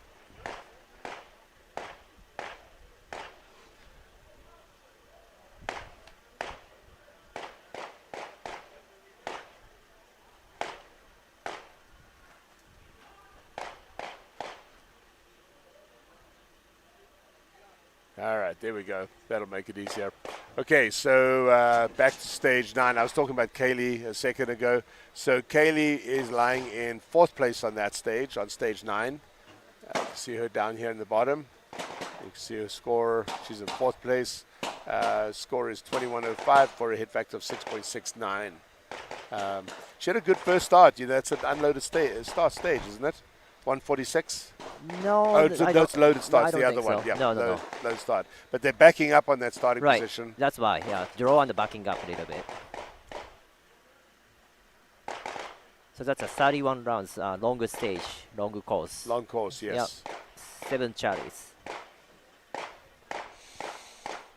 So she dropped 7 Charlies, came in at 6.69, which puts her 0.5 hit factor behind the South African girl. This is a tight race. And there's Nicole Colby at 6.5 hit factor. On stage, I was just going to say, on stage 14, we've got Jeremy Reed up. Oh, great reload. Wow. See the RO signaling 2 alpha, 2 alpha. 2 alpha. Oh, yeah, that was a good run. That was a good run. So just before Jeremy, the guy that shot before him was Jose Vicente. He shot a time of 13.99. We'll have a look here in a second. So I can only show you one of the. We've got 2 computers in front of us.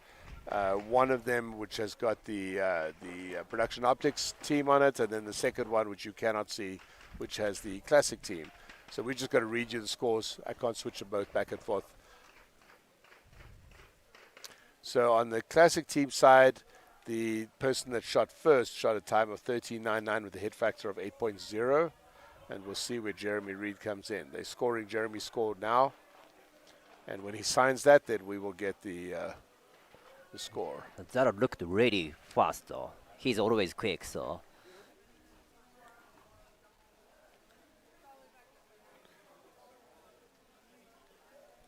So Jeremy came in at a 12.94. Yep, that's the fastest time for them on that stage. And he dropped 4 Charlies, but he's shooting major, so it's not too serious. And he has a hit factor of 8.9.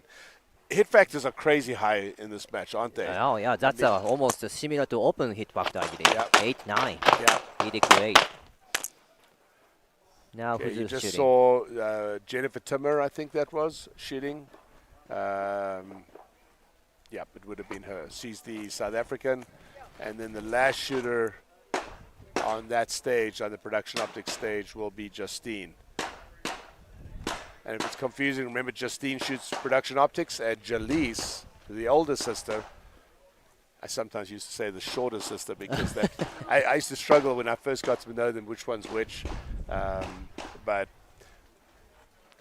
Janice is the older sister and Justine is the younger sister. That's Hunter, one of the photographers working for Hunter Constantine. Tom, that was Tom Castro, I think. I don't know. Was it Tom? I didn't see. I just saw flash going through on the screen. So we should have Justine coming up on stage 9. Justine 9 is okay.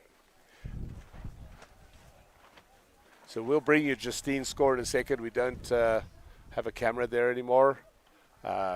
So again, as I mentioned to you guys multiple times, we're getting to mid-afternoon now.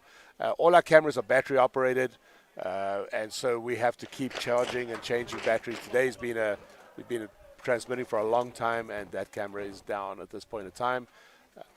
Just one of those things. But we're able to do a lot more, obviously, right? Yeah, we can still see the we're going to classic see team, stage so. 14 when they come up to the next Perder. Let's go back to that discussion. Oh, here's 14. Yeah, we still have a 14. So. Yeah. So this is Nicolas Arroyo from Spain. This is obviously the classic division, so they're shooting 9s. That looks like a 40. 40 or a 9? I think he's shooting major.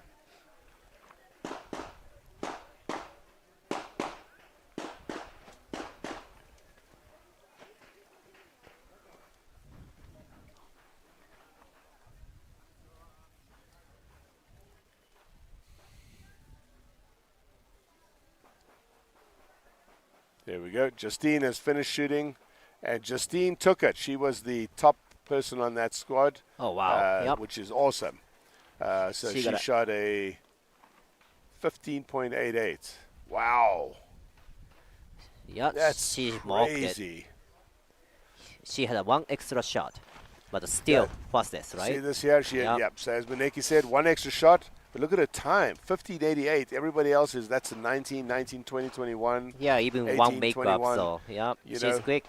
She's very quick, and 7 Charlies. Yep. Great job, Christine. And again, we want to look at the team. So obviously, that's US, South Africa, South Africa, US. That's going to be tight. That's going to be tight. Tight race, yeah. Yep. We'll have team scores later in the day. By the way, I've had a question from a lot of people. How do they follow scores? You've got to go to the match website. In actual fact, let me see if I can find it here, and then I'll show it to you on live while we're watching Nicholas.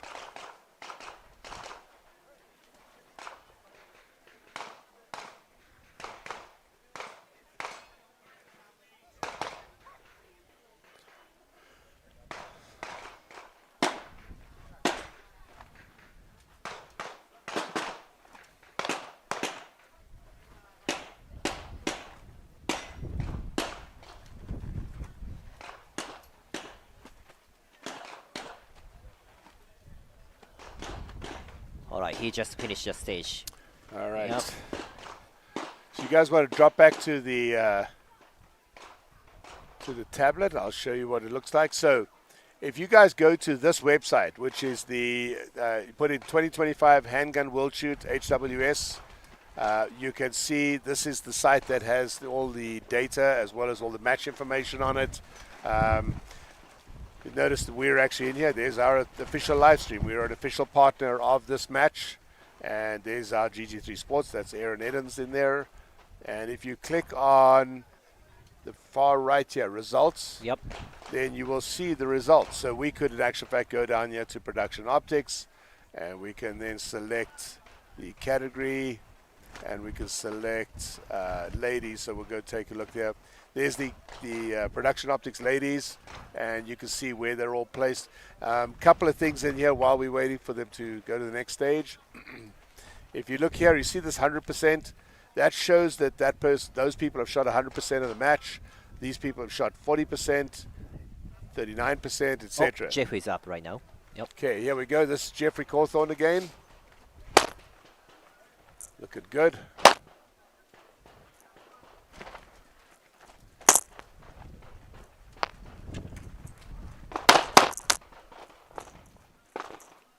Oh, he finished. Yep. That was quick. We'll have a look here in a second.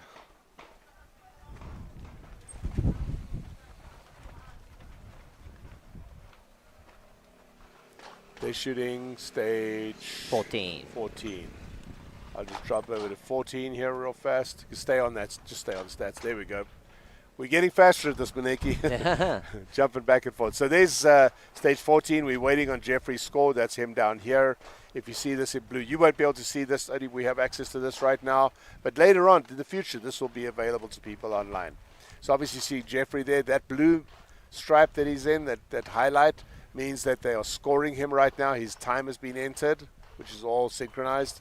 And it means that they're scoring the targets. When that light color changes to green, that means that he has hit submit.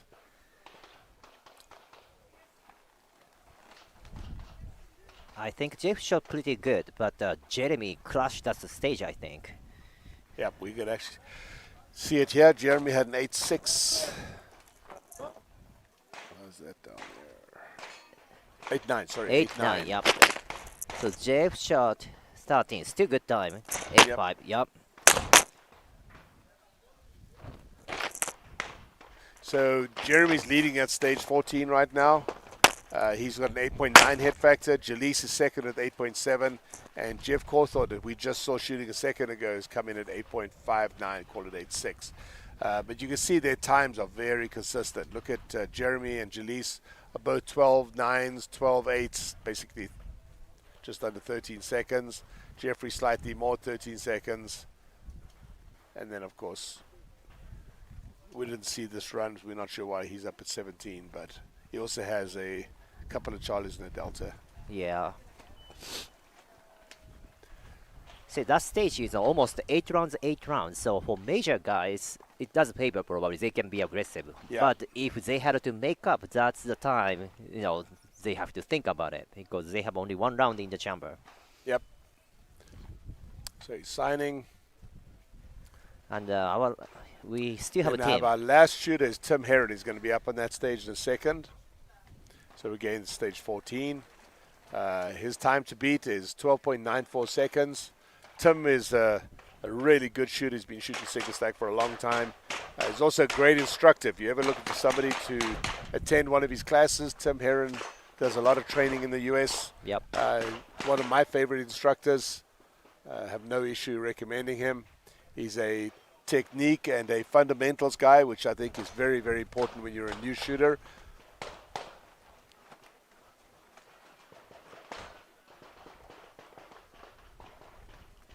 That's aggressive. Reload.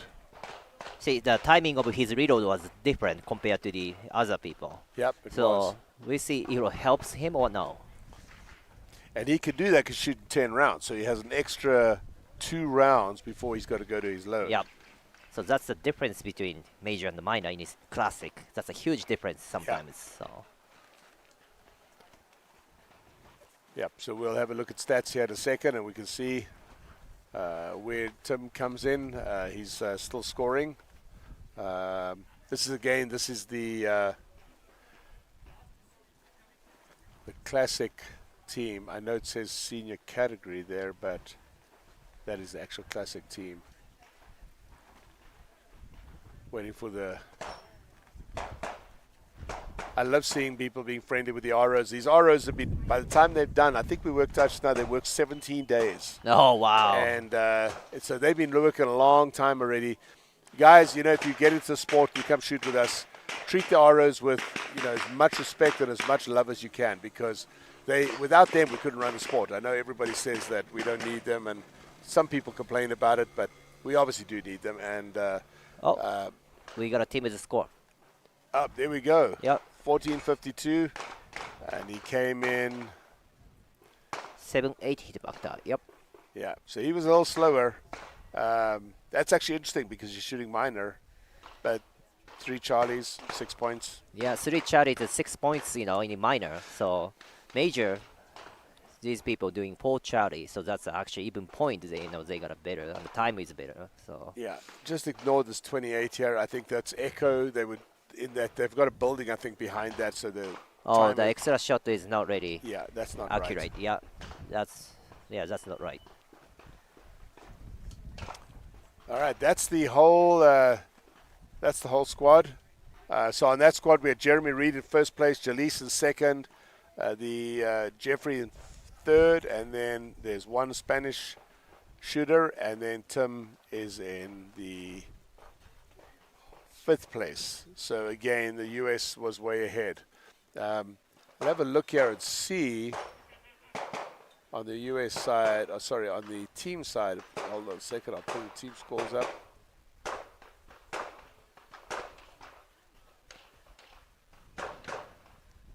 That's the area, you just saw 16 there. This is the area between, at the back of the property, just over the top of the berm where we are. Like we're just to the left of that.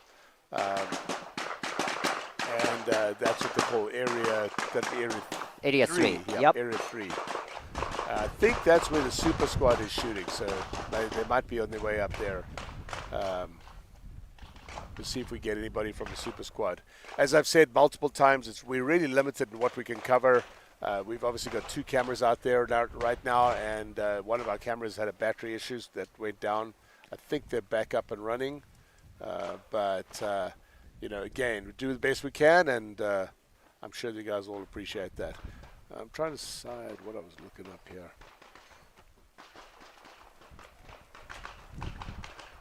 I saw people heading home. That's the food court area that you saw there on the right-hand side is where everybody has lunch. The food here has actually been pretty good, hasn't it? Well, it's actually pretty good and cheaper. Yeah. There's one of the South Africans in front of the local banner.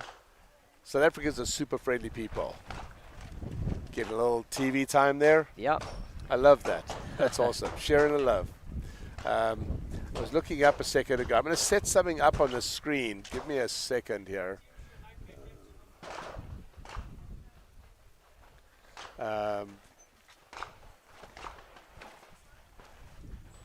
Scoring, I think, is very important, obviously, to be able to display. Not just obviously scoring is important in a match, but talking about showing the scores to people. We're going to have a look at production optics, and we're going to look at the teams. So these scores are as of last night, right? So this has not been updated today. We can calculate some of them.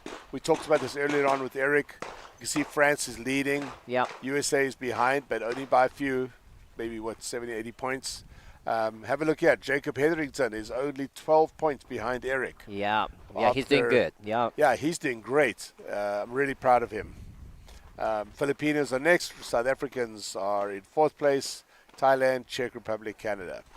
If we go down, so again, we're still looking at production optics. This is what we were watching a few minutes ago. Oh, no, we weren't watching senior. We were watching the other team. Classic. Yeah, we are watching the ladies. So you can see the production optics senior team. Italians are first, South Africans second, and the USA third. But having said that, I think they're all in the same area. I'd have to look at.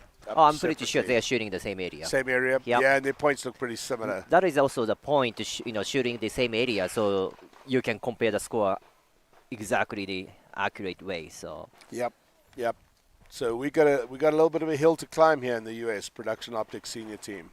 They're 23-71, 24-36, 30-70, 77 points, something like that. A lot of shooting still left.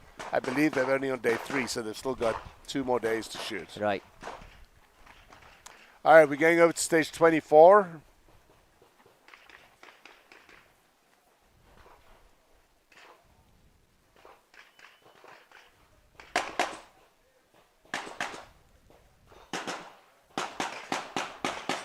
Oh, that is a strong hand on this stage. Yep.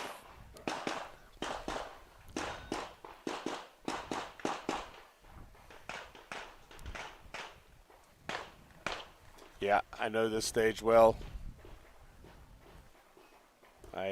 You shot that stage yesterday. How did you do? Like I said, I know this stage well, not for a good reason though. I had one of those phantom mics, where you shoot this target, it looked dead center.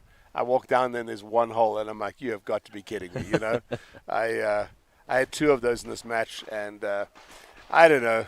We talk about this. I've had times when I've shot around and shot another one and literally see the bullet go through the first hole. When you look at it, it looks like one shot, you know. So Right. I don't know if that's what happened. I aimed, set up nicely. It was on dead center target in front of me, but I got a mic. And a mic on these stages hurts. What stage was that again? 24. 4, yep. So we'll see their scores pop up here in a second.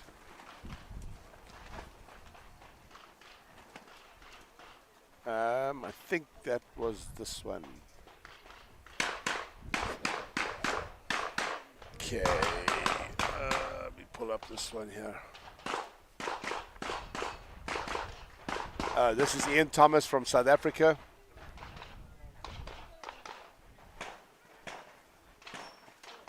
It's actually Thomas Affleck. That's what it is. I recognize him. Going to open their target on the left. You're going to shoot that steel plate, which is quite a long way. That must be a good 18, 20 yards down. We've got some wind blowing through here right now, kind of like wanting to lift everything off.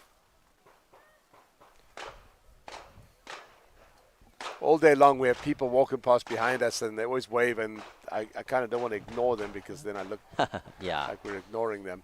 We're going to go to the stats here in a second. We'll show you their scores. This is the Brazilians and the South Africans that are shooting this stage. This is stage 24. And there we go. This was Eduardo. No, I thought it was Ian Thomas shooting. Yeah, that's it. There we go. Okay, all right. There was just a slight delay there. Okay. As I mentioned, there we go.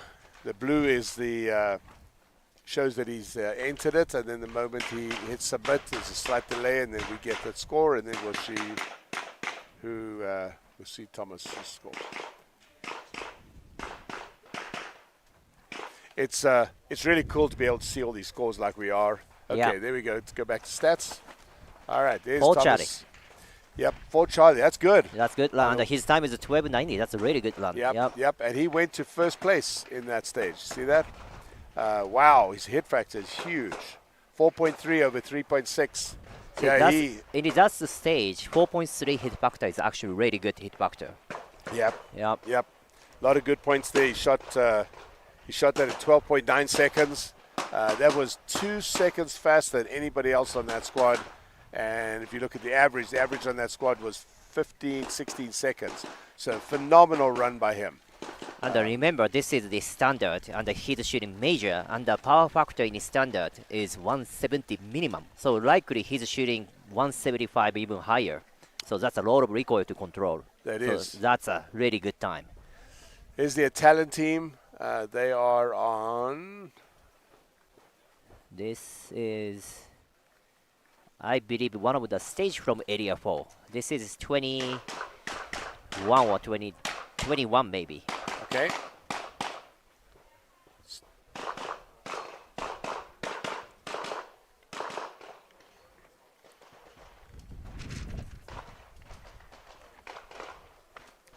All right. See the wind's blowing like crazy here. Okay, so we're going to switch over. That was stage 24 that you just saw. And I think that was their last shooter of that stage. Correct, yes. So that will be the end of stage 24 for a minute. Yep. Now we're going to hop over to stage 23. And we see that, this is the... this is the Super Squad Czech team. Yeah, there's Martin Krejcik. Where is... Yep. This is the standard team. Martin Krejcik, we've talked about him before. He's a really incredible shooter. Shoots just about all alphas. Actually, let's see if I'm right. Nope, he had a miss. Oh, that's below. No, that's somebody else. Oh, okay. Where's Martin's score? Here we are here. He did have a Charlie and a Delta, but on a medium course, that's not bad. He's lying in third place at the moment on that stage. That's a good score. 1 Charlie, 1 Delta. Yep. Peter is also a very good shooter. I know he's down here. He's in 5th or 6th place on this stage, but also, that's because he had a no-shoot. He tagged the no-shoot. Yeah, because his time is right up there. See his time at 11:56.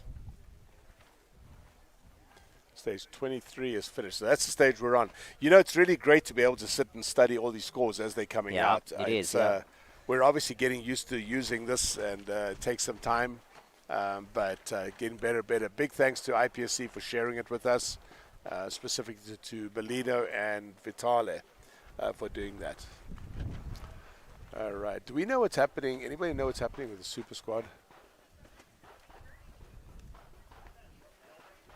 Have a look where the Super Squad is. We're gonna. I think classic team is heading to the other stage though. Oh, they are. Or maybe they are almost done for the session. So. Yeah, we're coming to the end of this session. Well, 2 o'clock. There's probably a little bit more shooting left. They might have one more stage left.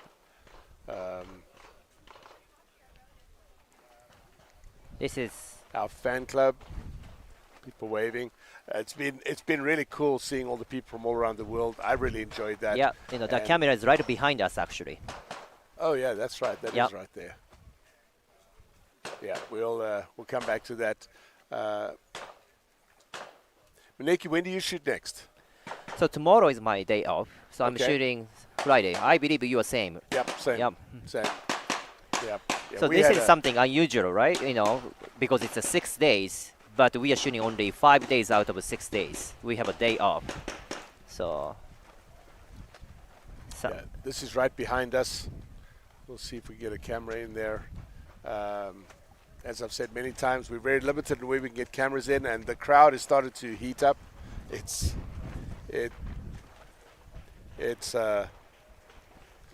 We might actually take a little bit of a break here. Do you guys have some footage that you can run? Okay, let's go to that footage that we shot a little bit earlier today. We'll show you that for a little while, and we'll take a short break here and wait for our cameras to catch up. We have lost one of the cameras. That camera's battery is down as well. Just keeping it transparent with you guys so you know. I get people online asking questions, or just a few people asking, you know, why do we keep taking breaks, etc. As I've said, it's because we have to bring the cameras back and reset them, charge them back up again, change batteries, etc. So we'll take a short break here. We'll run about 10 minutes of video for you, and then we'll come back after that.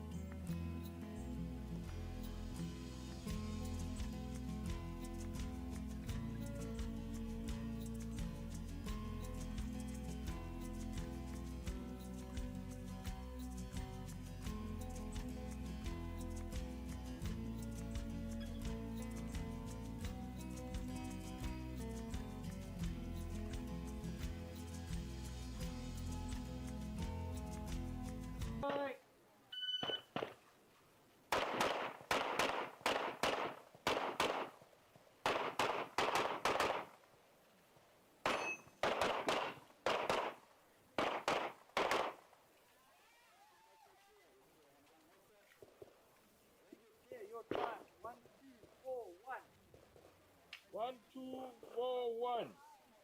Alpha, Charlie. 2 Alpha, Alpha Charlie.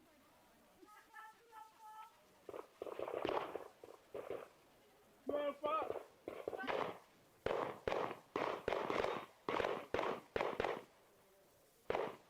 Are you ready? Stand by.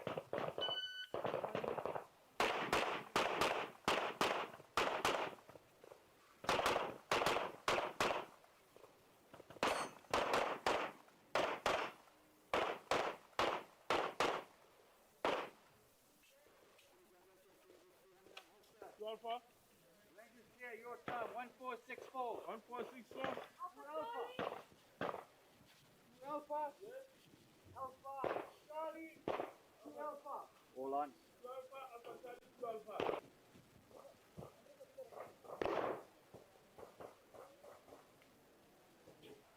Stand by.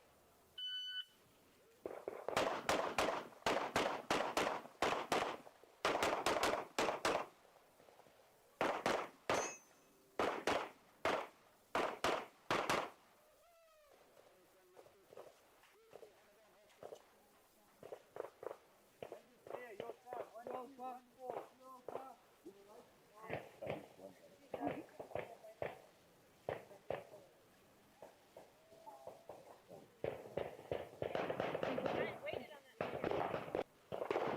Right.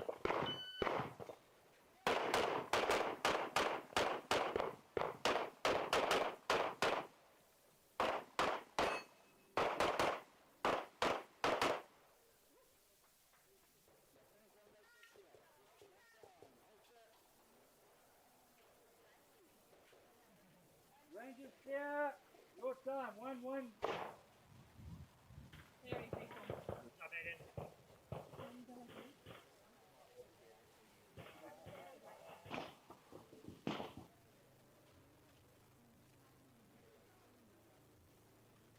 Are you ready? Stand by.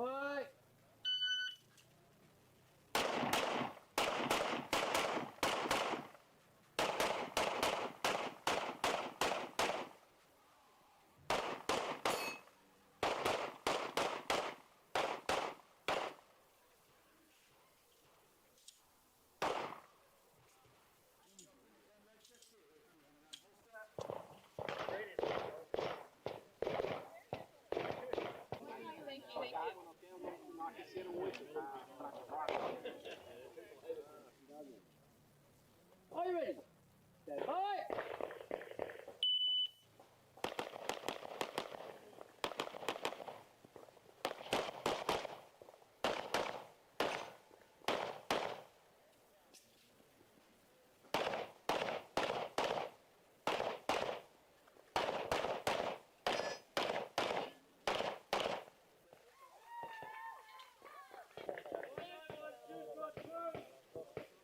Stand by.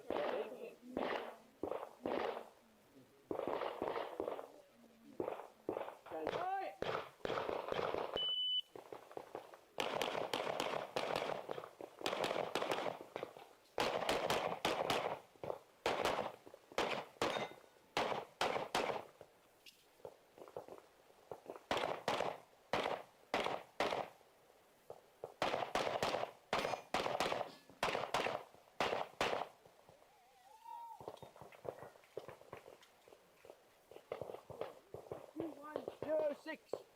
Repeat. 2-1-0. Adrenaline is still running. Yeah. Well done. Thank you. Bye.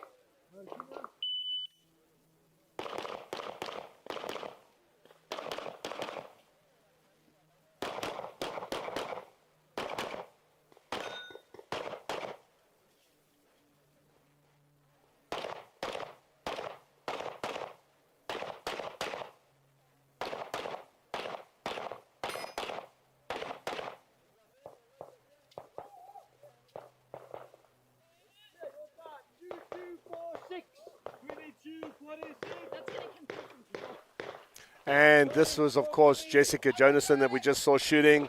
Niels's wife, shooting open division. This is the open ladies team. Next up, we have Anna McCarthy. Anna McCarthy was a late minute addition to the team, but she's doing awesome.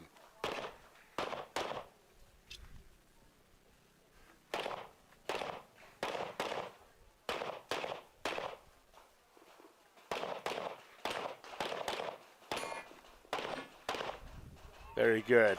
Yeah, props to Bob Young and to our good friend Max Michelle. Anna is one of their students, and when we had some adjustments to the open team, she was able to jump in. This was footage that was actually shot yesterday, so I'm just commenting in on it right now. This is Martina Sierra. Martina is from the Czech Republic. Absolutely incredible shooter, arguably the top open shooter in the world right now. She's shooting as part of the Czech shooting team.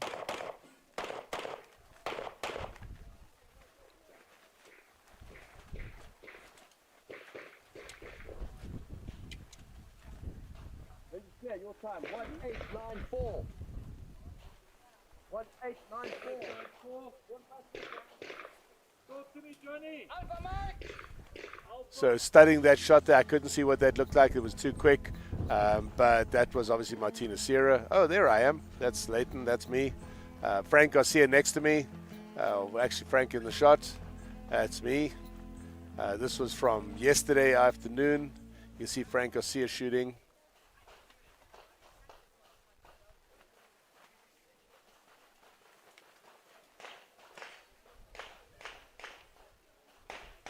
Made up a shot there.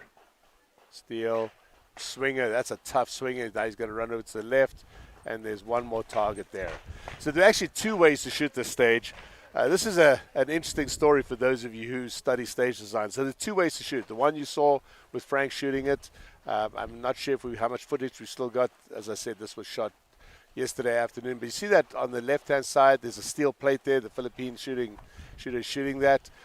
You see he shoots it from the back and then shoots the target. From where he is standing there now, you can actually shoot a second way. You start on the right-hand side, shoot the target that you're seeing on the left of the shot, target to the right. You shoot that, and then you can fall out and shoot that steel plate on the left-hand side. So Christopher shot this in the pre-match, and, you know, like my son likes to do, always pushing the limits. But he had a phenomenal time on that stage and was winning that stage. I wanted to do that, but because I'm shooting on a team, I chickened out. And as you can see, I shot it from there. See me glance back at that target. It's a bad habit I've got to stop doing. And I'm going to have to stop hard there and shoot those two there. You know, for us super senior people, that run to the left and then stopping hard, that's hours and hours of training in the gym. But that was actually a pretty good stage for me.